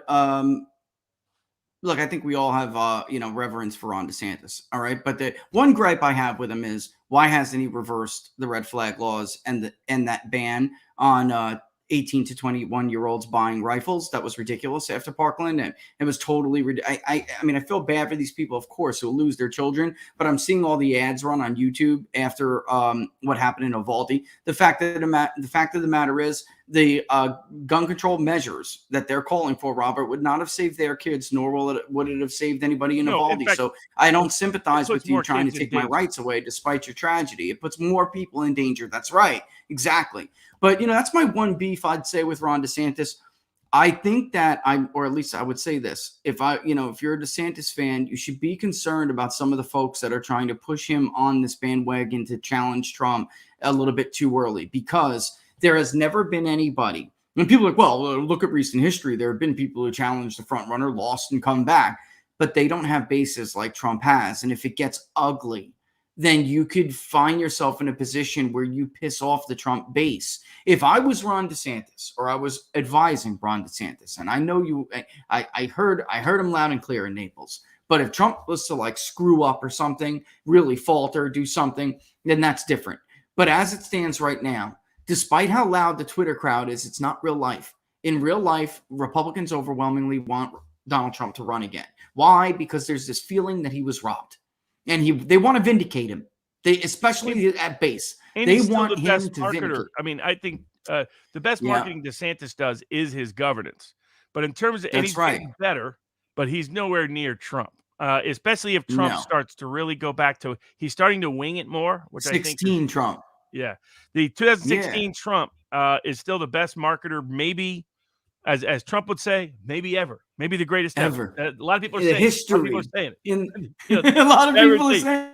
Yeah, a lot of people exactly. Like those great Trump Father's Day wishes. Is like I hear, a lot of people are saying, maybe you're the greatest dad ever. Maybe, just, and then all the others, they're losers. They're total losers. We know they're total losers.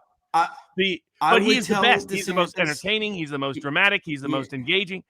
We have highlighted as much as anybody the things he needs to improve upon. He needs to dramatically improve on the people around him. He is a great marketer. He is not a great architect. He is not a great engineer.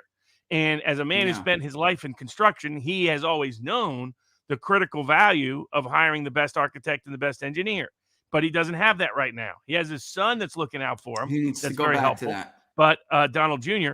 But other than that, he does not have enough people around him who have the architectural and engineering skill to help translate his instinctive marketing genius into great policy, into great personnel, into great campaign. I mean, what Georgia should have taught him is what we had said is you can't just say something on Twitter or Truth and think it's going to translate to most voters in Georgia. The media's you need to have the right campaign team backing up these people. He didn't do so. Peter Thiel is putting his money where his mouth is, backing political action committees. He's doing helping a good job. to support J.D. Vance, helping to support Blake Masters. And that's what Trump should be doing. But I mean, I don't know about you, but I haven't even heard from his PAC, unless it's all the bad emails and texts I get for fundraising purposes that a 6-year-old could have written. I mean, it's some of the worst written stuff ever. It's stuff that's obviously fake. It's like, I mean, like when you pretend Trump is emailing you personally, it's like, come on. I mean, these are just bad. They tend to be extortionate tactics. So where Trump is still weak, he would have gotten involved with the election reform bill in Georgia, maybe the outcome of the actual challenge to Kemp and Raffensperger would have been different. But he was gone. He was absent from the entire debate. But still, what I would tell DeSantis is, unless he falters, just make a deal. Just secure that VP slot. Trump cannot serve another term against Trump unless Trump falls apart. Now, if Trump is smart, the way he will play this is to hold up DeSantis give it to him as the viable alternative, because what DeSantis is right now is helping Trump. The more viable DeSantis appears to be the successor or the challenger to Trump, the more likely it is that there will be no attempt by Democrats to criminally prosecute Trump. Because right now, DeSantis is indictment insurance for Trump. Because Democrats believe that DeSantis would be a much stronger candidate than Trump. So if the choice is Trump, they want to defame Trump enough to smear him in the court of public opinion enough to continue to hold him down in terms of his cap, and keep him under that 50% number. But not actually take him out such that DeSantis becomes a viable alternative. Now, I agree with you. DeSantis, unless Trump completely falls apart or he is indicted or something totally takes him off the stage or he has a major health crisis, if DeSantis is what he told you is what he's going to stick to. DeSantis has proven himself very politically savvy. It's part of the reason a lot of people want him to run and think that he may be able to translate populist policies better into personnel and actual substantive policy than Trump proved he could between 2016 and 2020. So I get the reasons why people are enthusiastic about DeSantis, but DeSantis is never going to challenge Trump because he's not that same political skill set that people like, means he can read the tea leaves as well as anybody. And going after Trump would be like going after Reagan. And people need to understand that's where Trump still stands in the Republican base. He is equal to where Reagan stood. So you do not want to do that unless you want to end your political career. Ted Cruz doing what he did in 2016, as I told people close to Ted Cruz, I said, you just ended any presidential aspirations he could ever have. It's like, they're like, oh, but the media loves our speech and at the convention. It's like, no, that speech at the convention sealed there'll be some Trump supporters who will never, ever back Cruz because of what he said and did. Never. And Never. just like there will be, almost none will support Mike Pence. Mike Pence sealed his political death warrant when he pulled that stunt he pulled on January 6th. And that's what it was, by the way. He knew in December what he was going to do, and he hid that. In fact, he lied about it, suggesting he was going to do the opposite until the very day of. So I was right there, Robert. He told Charlie Kirk, and I was booked for a speech. I was right there. I was 10 feet away from him. He told all those damn kids in front of a huge crowd in Tampa, we're going to fight every fraudulent elector to the last breath, he said, or something. Or Laura actually quoted him verbatim the other day when I was trying to remember it. He was lying to those kids, lying to them. I'll say this. Remember, the modern example here would be Hillary Clinton challenging Obama. And look, she never regrouped and in fact did lose Obama voters in the Midwest to Trump. Right. This is what I want to ask you. Ron DeSantis is a Sun Belt Southern governor. It does not automatically translate because certain people in the MAGA movement love him. It does not translate to carrying Michigan. I mean, people, you know, because you understand, because you've been around, man. He's yet to prove himself on foreign policy, war, or trade. He's dodged those issues generally, but he has not. He hasn't jumped on the bandwagon in a way that could be self limiting. But he, in terms of like the Ukraine or any of those aspects, but he also hasn't come out and questioned or challenged it at all. So that's the big question I still have for that populist base in the working class North that cares about trade and war at different levels. The DeSantis is an unknown. Now, I think if he's smart, he will align himself with Trumpism on all those issues and come out on that side of the aisle. But to date, he hasn't. He hasn't shown anywhere near Trump's instincts on foreign policy. Well, privately in Naples, he did. He gave me a really good answer on economic nationalism in general. He did not war, but economic nationalism. I mean, he basically said, yes, we have an economy, but we have a country first. And what is best for the country comes before what's best for the economy. Even that's what he did. He told me. I was just like, "Whoa, that's Trumpy." Yeah. That's good. Yeah, and Robert, does that mean he can win Norwegians? Does that mean he can win Norwegians? Yeah, People are like, "Oh, Youngkin did well in the mountain region." The mountain region, Scott Irish, have been voting Republican forever. If there was another million voters in that electorate, maybe he wouldn't have done better than Trump. It was a freaking off-cycle general election. It's not the same. And you know the ancestry, bro. He needs to prove himself on foreign, whether especially in the post-Ukraine era that he would be running in, whether that's 2024 or after. The understanding the mistakes made, that even if you are anti-Putin and you hate Russia and you align with George Soros and you align with Hillary Clinton and you align with the Bushes and you align with the Mitt Romneys of the world, the bottom line is they failed. They got embarrassed on a public stage because they had bad objective interpretations of information. And so that's important for DeSantis to be able to show. But I agree with you, until and unless Trump stumbles, there is almost no chance that DeSantis challenges Trump. DeSantis has shown extraordinary political acumen. Now, I think people that are saying he's around calling people about presidential fund, that's totally fake. Henry. That's people. I think so too. But if you're Trump people, you don't necessarily mind planting the idea in the Democratic Party hands that, hey, the alternative to Trump is DeSantis, and you already think DeSantis has an easier path to crushing you in a national election, so you better back off of escalating against Trump. You can hit him a little, but don't actually try to prosecute him in New York or prosecute him in D.C., because if you do, all you're guaranteeing, if you actually succeed in taking out Trump from 2024, what you get is a DeSantis that then doesn't have any problem of going up against Trump, inherits Trump's base, and clearly, I mean, from a family perspective, there are areas where DeSantis is much more marketable. Very successful governor, great political instincts, and he's got one of the sweetest families on the planet. So, I mean, Trump has a good family, but they're not young. They're not, your average middle-aged suburbanite can easily relate to DeSantis with the little kids. He's got 3 of them. They're all adorable. Got the wife that survived a health scare. I mean, he's got a great family story. He still needs to upgrade his marketing talents. Though I will note, by the way, he has started to repeat. He's been watching Trump a lot because he's repeating Trump gestures even now. The hand, the hit. Boom, yeah, exactly. It's great. So I'm a big fan of DeSantis. I'd like to see what his war policies are to see if they mirror Trump's instincts before I would be on board. But at this point, it's Trump's to lose or the Democratic Party to blow if they actually escalate unnecessarily against Trump. Yeah, let me just answer Josiah real quick. Yeah, of course. I mean, I don't know what his position is on Ukraine. I don't always watch the show, but of course I'd go on Tim Pool's show. And thank you for reminding me because I got to thank Robert for the shout out I heard he gave me on Tim Pool's show the other day.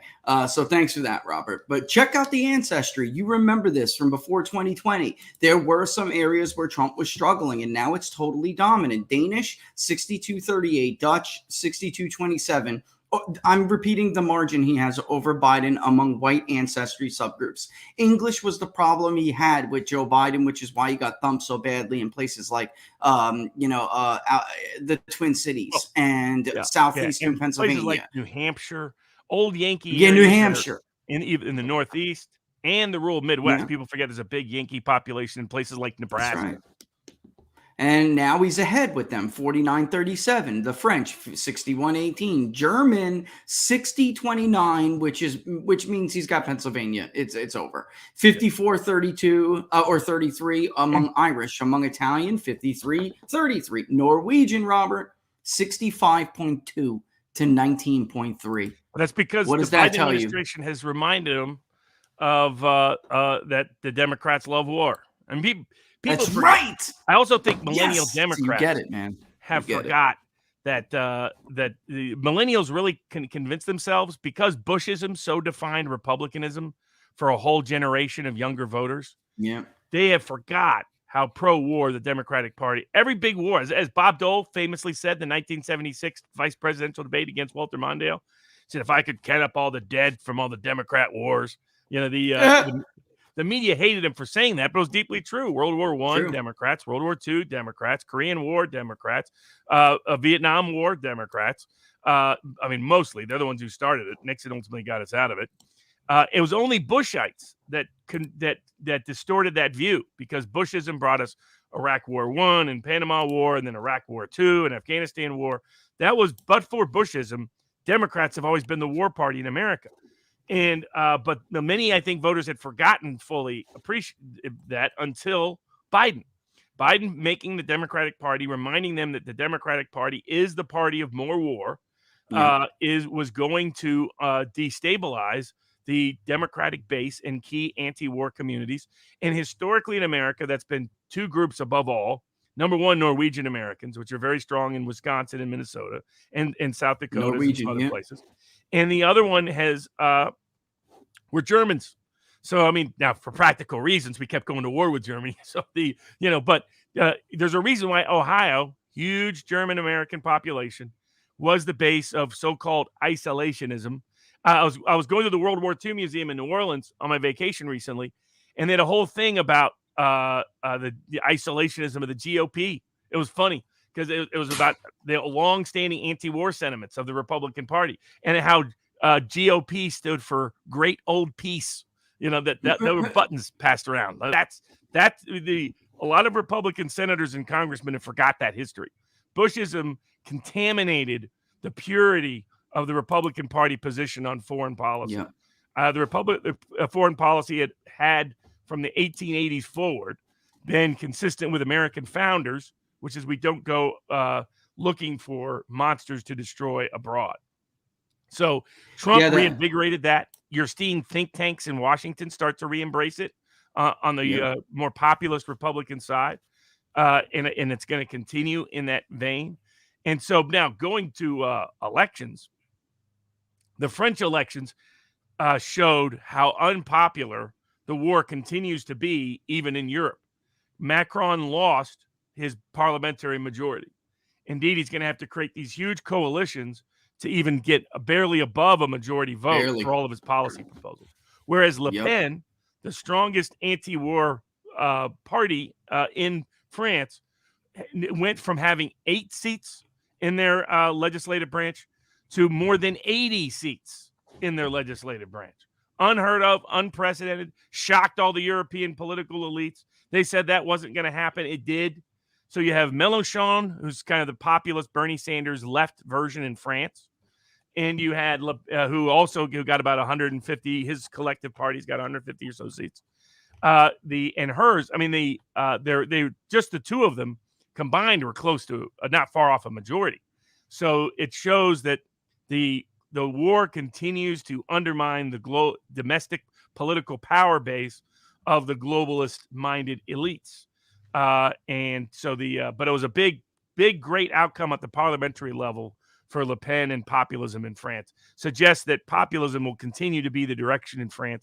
The only question will be whether they can bridge the populist left-right gap.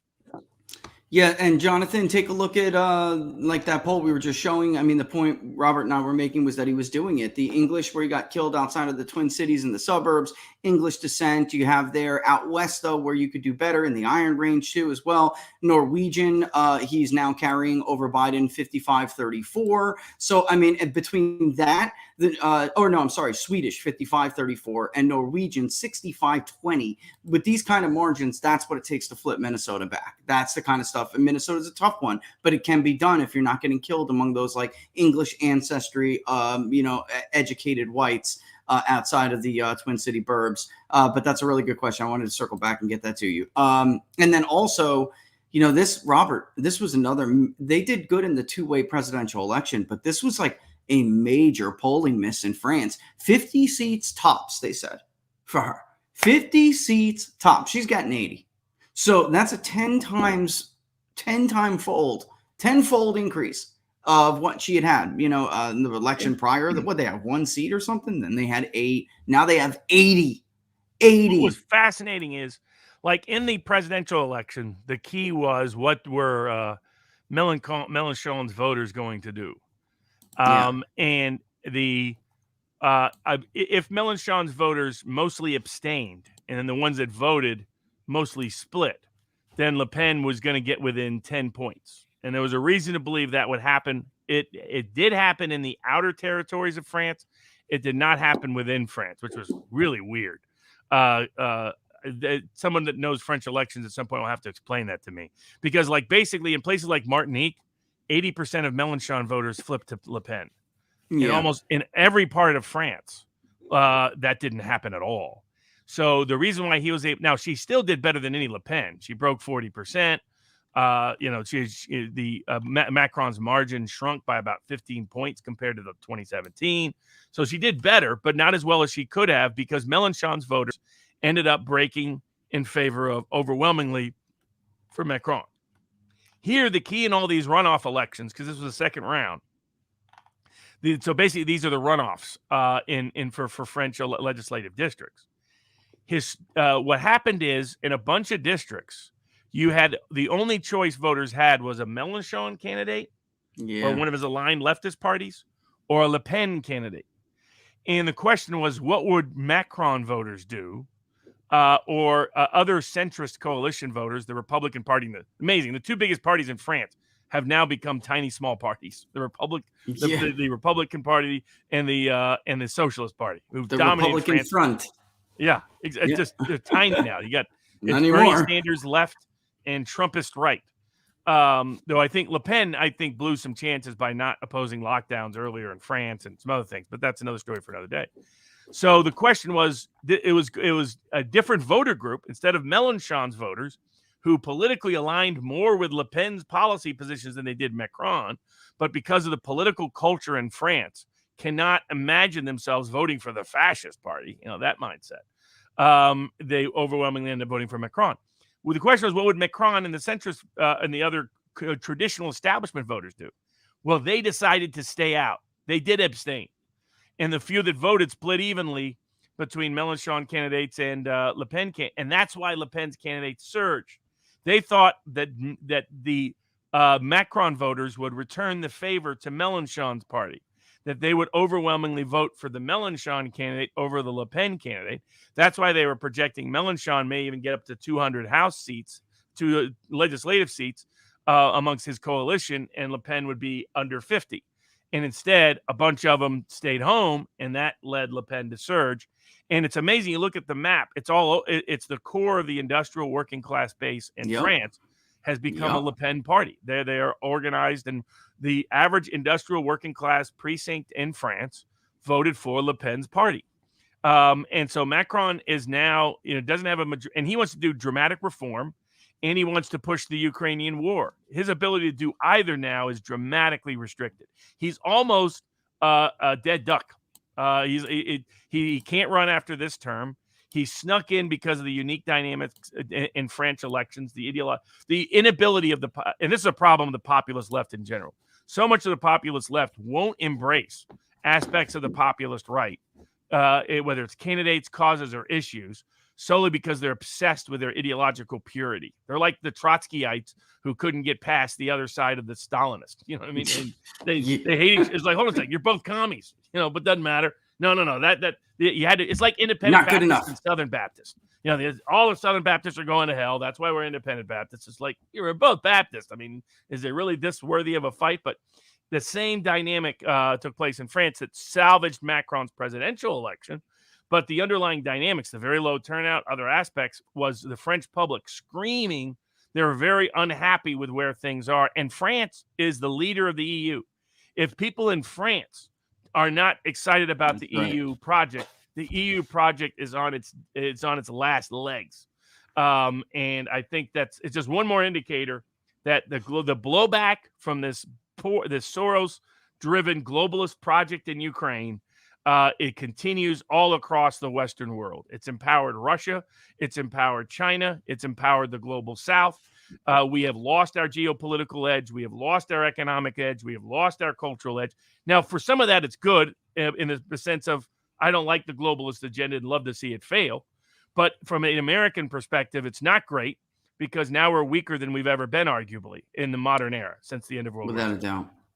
Yeah, and George from the Gaggle, for those who watch the show, George comes on once a month. I go on the Gaggle once a month. He said his commentary, I think he was spot on, Robert, you just pointed out. I mean, if France can't deliver the EU, then if France, who really is, you have the OECD there, you have, they're like the Paris-based bureaucracy for everything EU and UN.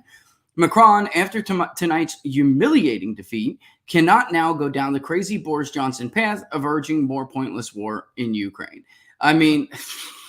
It's on the head. He doesn't have the domestic support that he needed. And so he's mostly not going to be able to get much of his agenda through. It's going to be a very unsustainable situation. And by the way, it also relates to what Putin predicted in his speech in St. Petersburg. He said, these poor decisions of Western leaders on economic and foreign policy is going to lead to a rise of populist rebellions in all of their nations. And that, they might as well. And he's pointing it out because the one thing the globalists who launched this whole thing didn't want to have happen. And they're going to have it in their own countries, because it's not just whether you agree or disagree with their policy values. What we do on the show here is just give the political reality of what's going to happen. You can agree or disagree with why someone thinks a certain way on abortion or guns or anything else. We're explaining what the ordinary sentiment is amongst the ordinary person. And the reality is these were bad policies by the globalists that are just going to backfire across the board. And that was predictable if you were paying attention. But if you watch, like CSIS did a recent little conference, and you watch these experts on the military and politics and economics, and they still don't know what they're doing. They still don't understand Russia. We explained why Russia's economy was going to be able to sustain it. And, Putin's doing a victory lap in St. Petersburg because of what we predicted would happen, because you just had to look at the world from a realpolitik perspective. Not as you may like it to be, but as it is. You want it. Yeah. And it was a massive, massive gamble by globalists that ultimately backfired, and they don't even understand that. But we are entering a new world. The key is for Republicans to embrace what that new world looks like, and that needs to look like the 1920s Republican Party. Economic nationalism, stay out of foreign interventions, promote, country first. and to do so across the board and continue to resist all the wokeism. Wokeism was never popular. We're seeing that in school board election after school board election. I mean, San Francisco had its DA For crying recalled. out loud. You know, San Francisco had some of its school board people lose. So, I mean, when liberal San Francisco is getting rejected by 3-1 margins of its wokeism, it gives you an idea of just how unpopular wokeism actually is. Yeah, and just to tell people, Robert and I have been telling people this for years. The Midwest and Florida pollsters have completely lost their grip on it. So Joel wanted to know, the phone news has Vance up by 2 points in Ohio. What say you, Rich? I say what Barnes and I have been saying. We did a whole episode on Ohio before 2020 on this. I had it Trump +8, Trump +10 the whole time. Yep. They were never right. Vance will win by 8 or more in Ohio. That's ridiculous, Robert. That they're and Texas, by the way, too. Some of those polls are nuts. Cheryl wants to know, what if the left fortifies 2024 again? The advantage is it's going to be very hard to do so. The reason why they could do what they did in 2020 was because of the lockdowns, was because of mass mail-in balloting, sending out massive numbers of ballots. Credit to Dinesh D'Souza's 2,000 Mules, which captures a part of the story. And and to his credit, he recognized Dominion wasn't a key part of that story, as we kept trying to explain to people all the way through. That you could look at the whole national election map, and when you did not find Dominion to be a determinative or dispositive factor anywhere. That if you compared counties that had Dominion versus counties that didn't have Dominion, Biden got the same number of excess votes in non-Dominion counties as he did in Dominion counties. What was the major factor, Robert? Trump got the same increase as like Trump did about 20% or so more votes. Biden got 25% or more votes compared to the baselines of 2016 in both Dominion and non-Dominion counties.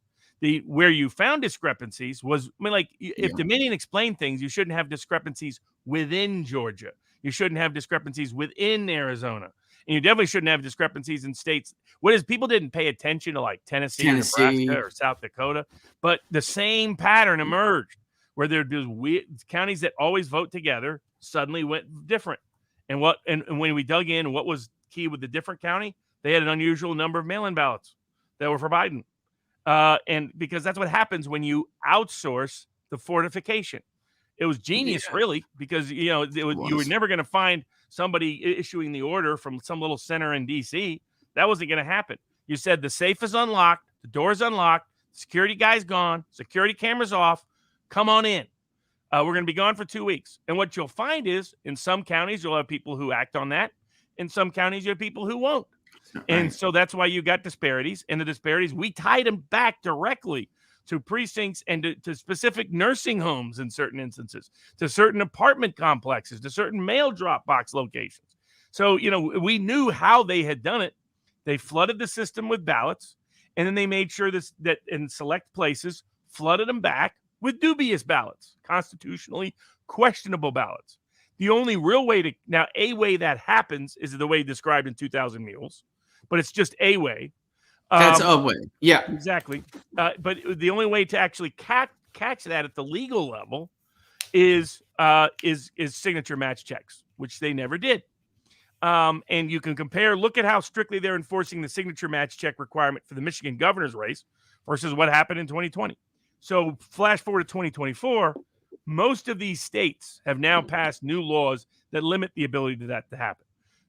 Or where there never was such a law, there's been legal action brought by the Thomas More Society and others, like in Wisconsin, to prevent this from reoccurring. So that's part one. So the legislative branch and the lawsuits, legal action, are better able to limit this from reoccurring. The other aspect is people are more engaged. So the more people that are participating in the local election precincts, local election offices, local election positions, the less likely this is to happen because you are there to deter it from happening. So that's why I don't think it will happen again in 2024. Plus, look at the Virginia project hiding a little bit because of how much scrutiny was put on him for how much he personally influenced these election outcomes. So I don't think it will happen again in 2024. There is a risk of it, but that risk is much smaller because of public participation in changing the rules, changing the and the enforcement of the rules by being personally involved in that process.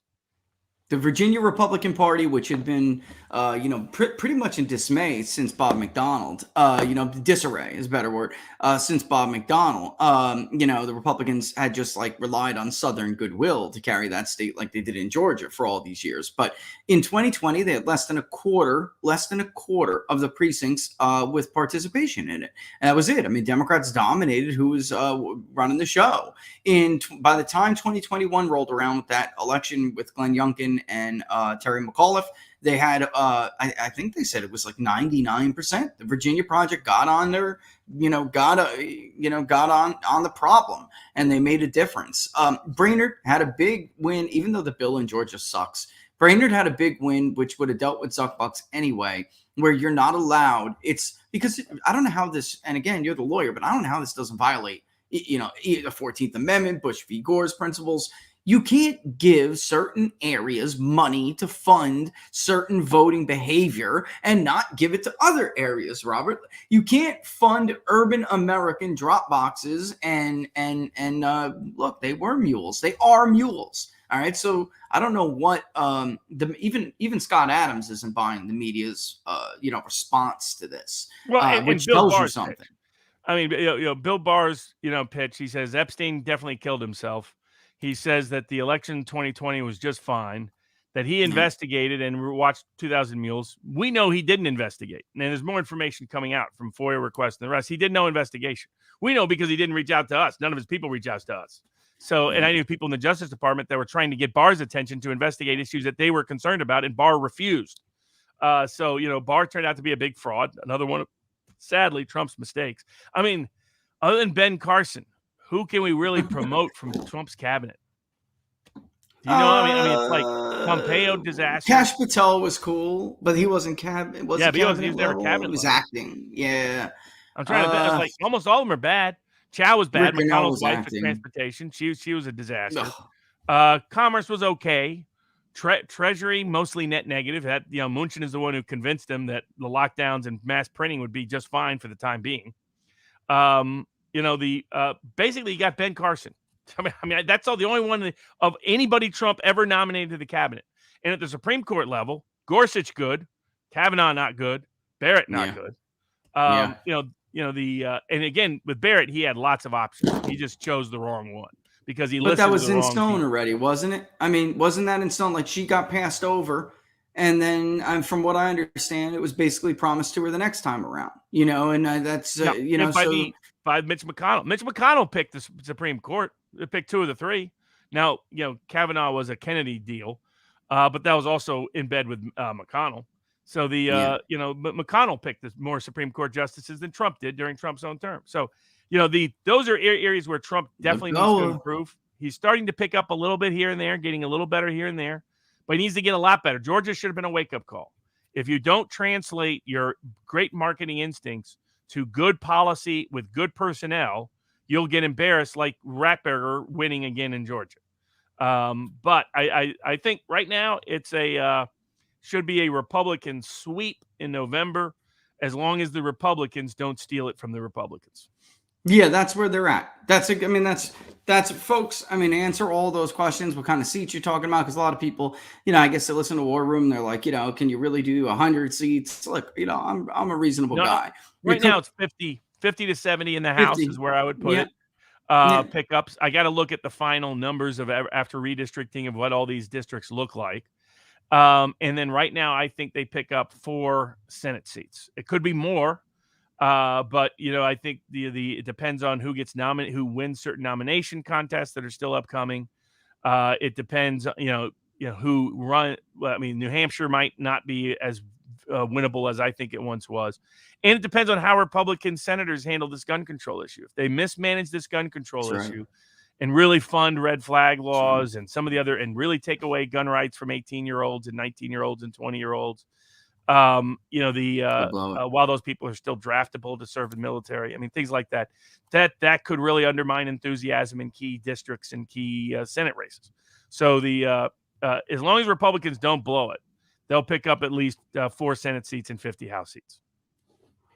Yeah, I think too. You have Blake Masters out in Arizona. The reason why I'm so I bullish think on he'll him, win. even though Yeah, I think he will win. I think Trump- Greitens will win. I think Joe Kent will win. and in the general, I'm bullish on Masters because Yeah, oh, yeah. of that group, that voting group that McSally just couldn't touch Kelly with, and it's not even unique to McSally. It was like Trump could win this group. That they, just to paint a profile for people who weren't listening to the polling back before 2020, they were independents. They would call themselves moderate to conservative. They didn't have a college degree. They were working class. McSally was splitting this vote. They were low They were low. I don't want to call them turnout, but low propensity. Low propensity voters. Yeah. Yes. But they were coming out for Trump. Trump was stomping Joe Biden in our polling among this group by 30 points. And McSally and Kelly were dead even. Masters is going to carry these people. They're going to come out because, and he's going to carry these people. The super chat that says Peter Navarro was a good Trump appointee. There was a bunch of good Trump appointees. I'm referencing cabinet level. Yeah, we're talking about cabinet level of the Supreme Court, the most consequential ones. There he was hit or miss, sadly. But yeah, I think Masters run a good campaign.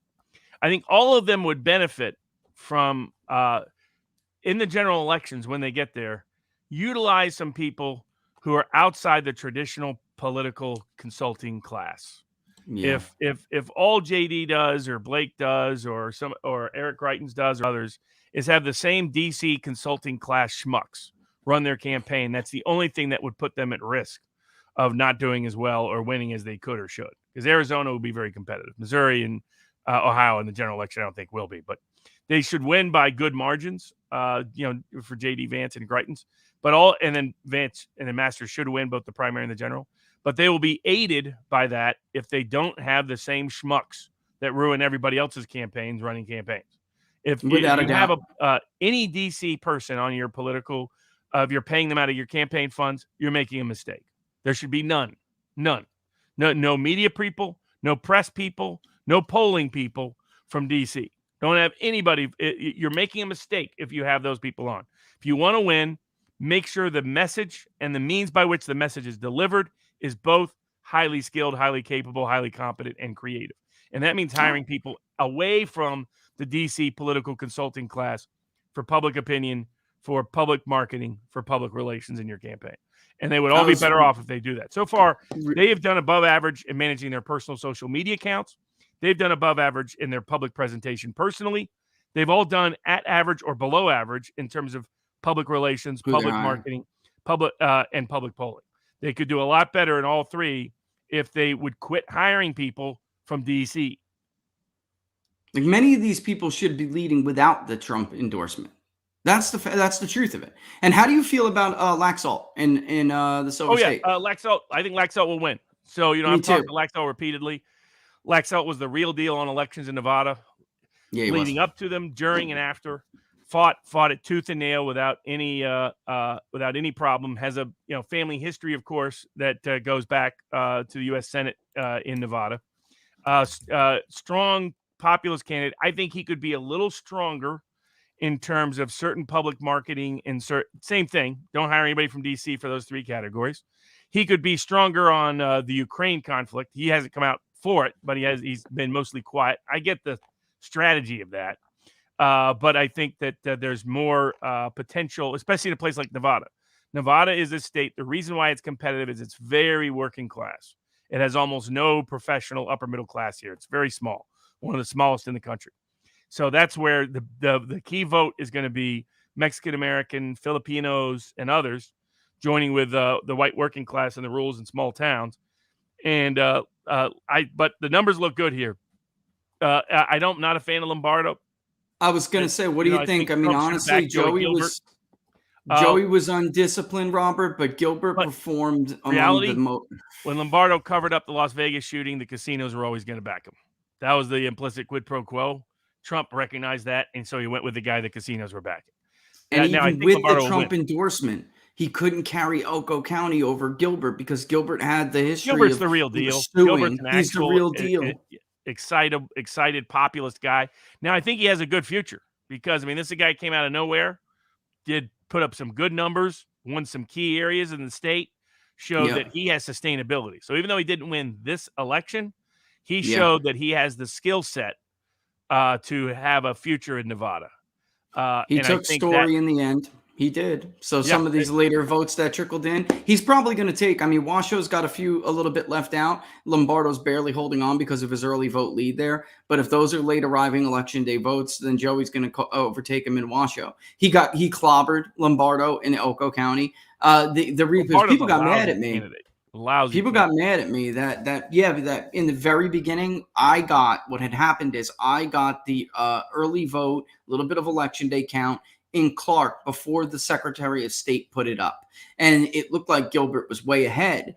And I went on Twitter and, made the call. And people were like, what the hell? And I got calls, man. They were pissed. And I'm like, look, the margin's too big in Clark. And they're like, it's not even on the website yet. I'm like, I have it. It's too big. He could lose every county to Gilbert and still win because of that margin in Clark County. It concerns me when we get to November, Lombardo's may have a base issue. If you're a Republican, you want to sweep. Laxalt could maybe just drag them over, and that's what could happen here. Well, and I think the general environment will. There's also a history in midterms. Yeah, the general environment of Democrats not voting in midterms in Nevada. So so I think, I mean, certain people, Harry Reid and some others, got unique turnout in some unique elections. But putting aside Harry Reid's unique turnout, normally, and what you're seeing here is the same thing you're seeing in West Texas. The hurdle is Asian voters. So the Asian voters haven't consistently come. It's a very big Filipino population here, decent sized Hawaiian population here. A lot of those voters are voters that Nevada polls historically don't pick up. And it's why Nevada is one of the very few states where Republicans tend to look better than they in the polls than they do on election day. It's because the Asian vote has been shifting heavily Democratic over the past decade or so. But the African-American vote tends not to vote in midterms here unless they really like somebody on the ballot. I don't see that happening. Yeah. And I think that, Sisolak and the Democrats going along with lockdowns in Vegas did not sit well long-term. So I think that will ultimately be their unwinding. And I think Laxalt will win the Senate race. It's a competitive race and he'd be better suited if he had the right people around him politically, but that's another matter. And then I'd feel more comfortable predicting he would definitely prevail. But I think he'll win. I think Lombardo will win just because I don't think anybody wants to vote for Democrats or enough independents want to vote for Democrats here in Nevada. So Democrats have an advantage. So you need the independent vote to go by 10, 15 points in the Republican way. Yeah. But I think it's going to be like in the 30, 35 points because the Mexican-American vote here is shifting like it is everywhere else. And in particular, the lockdown did not play well with a lot of those working class votes. It put Vegas at direct jeopardy of economic sustainability. And even though I saw it, man, it was bad. And Adelson is gone and Steve Wynn is gone or limited politically. And so that does favor Democrats a little bit more in the state environment. The way I put it is this way. If Nevada is going to have any political future where you would want to live here, Republicans need to do well in the Senate race, the governor's race, and the state legislative bids. Because Democratic control over the state makes Nevada a place you just can't. I'll move for sure, guaranteed. Not going to stay under Democratic rule, given how badly they mismanaged it during the lockdown. Yeah, I mean, it was total. It was when I had gone, and we had dinner. I just that was not what I was expecting. No. I mean, it looked like it was teetering on the edge, man. Completely. And so the sentiment out here is anti-Democrat amongst a lot of working class voters that voted Democrat in the past. So I think that, and remember, they needed mass mail-in balloting to get over the ballot, to get over the edge in 2020. So and Nevada probably had the worst degree of election security in the country in terms of that. And the fact they had to go to all those lengths just to survive in 2020 bodes very badly for Democrats in 2022 in Nevada. So you think ultimately Republicans probably both are going to carry Washoe this time? Yes. And I think and they'll do better in Clark County than expected, particularly in the I actually think Trump would probably, because I'm looking at these numbers nationally, and these are the sub ethnicities. I think Trump would probably carry Clark County at this point. Miami-Dade, right now, it's gone. Absolutely. Miami-Dade is gone. Nevada wouldn't even be a competitive state. He'd win by 5 or more. That's what I totally believe you, because Miami-Dade, I think that's gone. Yeah. I mean, he's making roads like this. So, I mean, that's where we're at. Well, what do you got? I know we're 12 over here. So what do you got coming up, man? Tell people what you got coming up. What to check out. Or unless, you want to answer that? Go ahead. Yeah, I just saw it pop up. So the SCOTUS decision on gun legislation.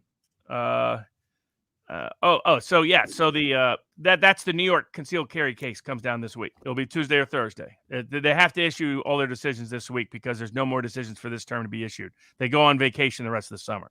They're still there for like emergency writs and things like that, but otherwise no decisions will be issued after this week.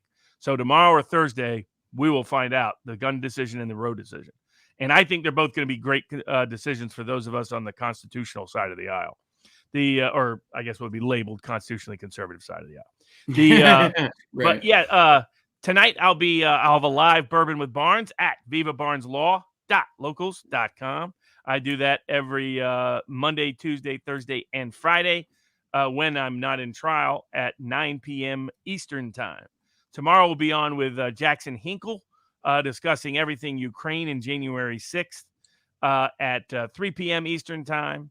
Wednesday, we have a sidebar. We're going to do a unique sidebar with a person known on Twitter as Armchair Warlord to go into his long military aspect, give the military analysis of where is the U.S. military now, what have we learned from Ukraine, how can we better understand things from a military perspective about Ukraine. He has been a constant critic that a lot of arms systems we've been developing are arms systems developed for lobbyists, not developed for the American people or the military, that are not as useful, and so that will be an interesting aspect.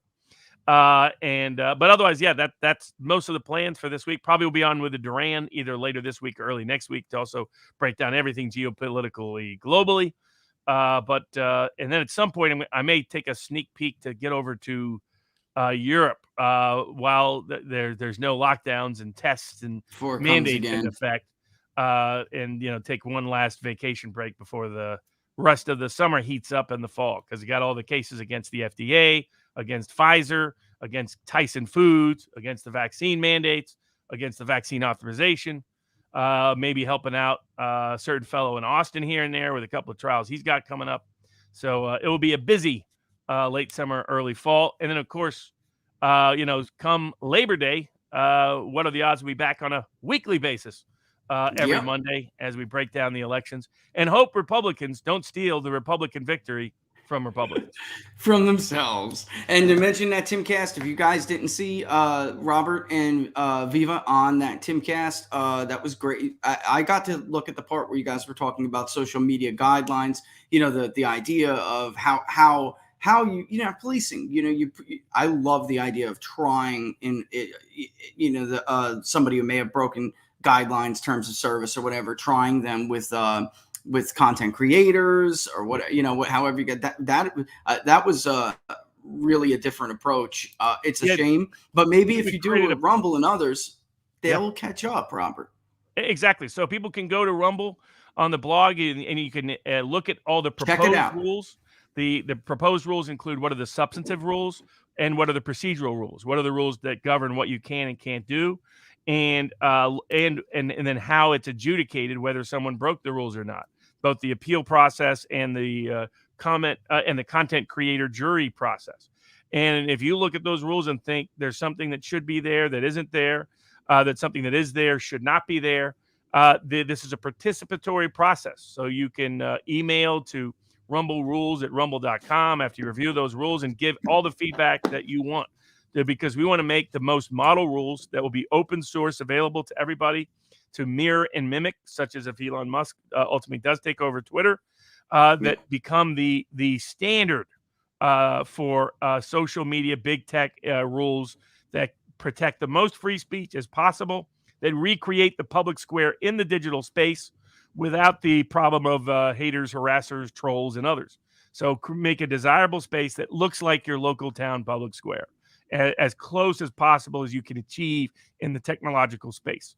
But we're imperfect. So if you think there's some way we can improve it, everybody's invited to give their own recommendations as well.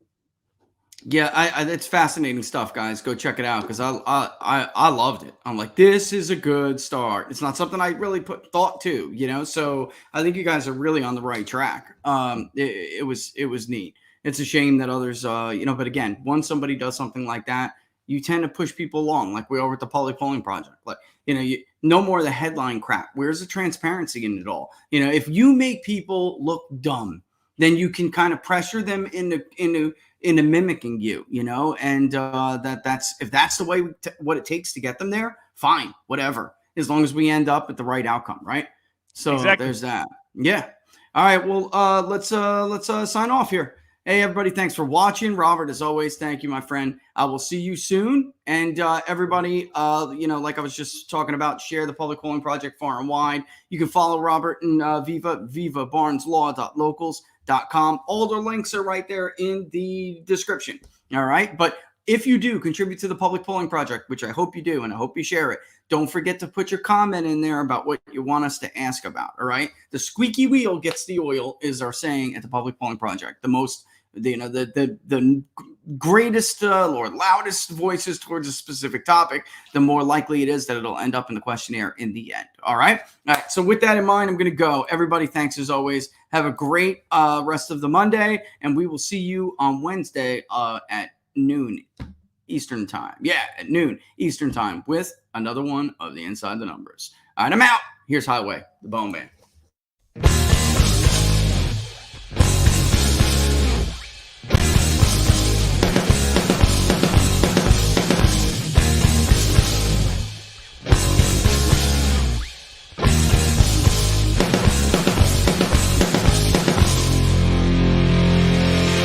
The lights that shine down over dotted lines of white across an open highway, restless nights, coffee houses buzzing the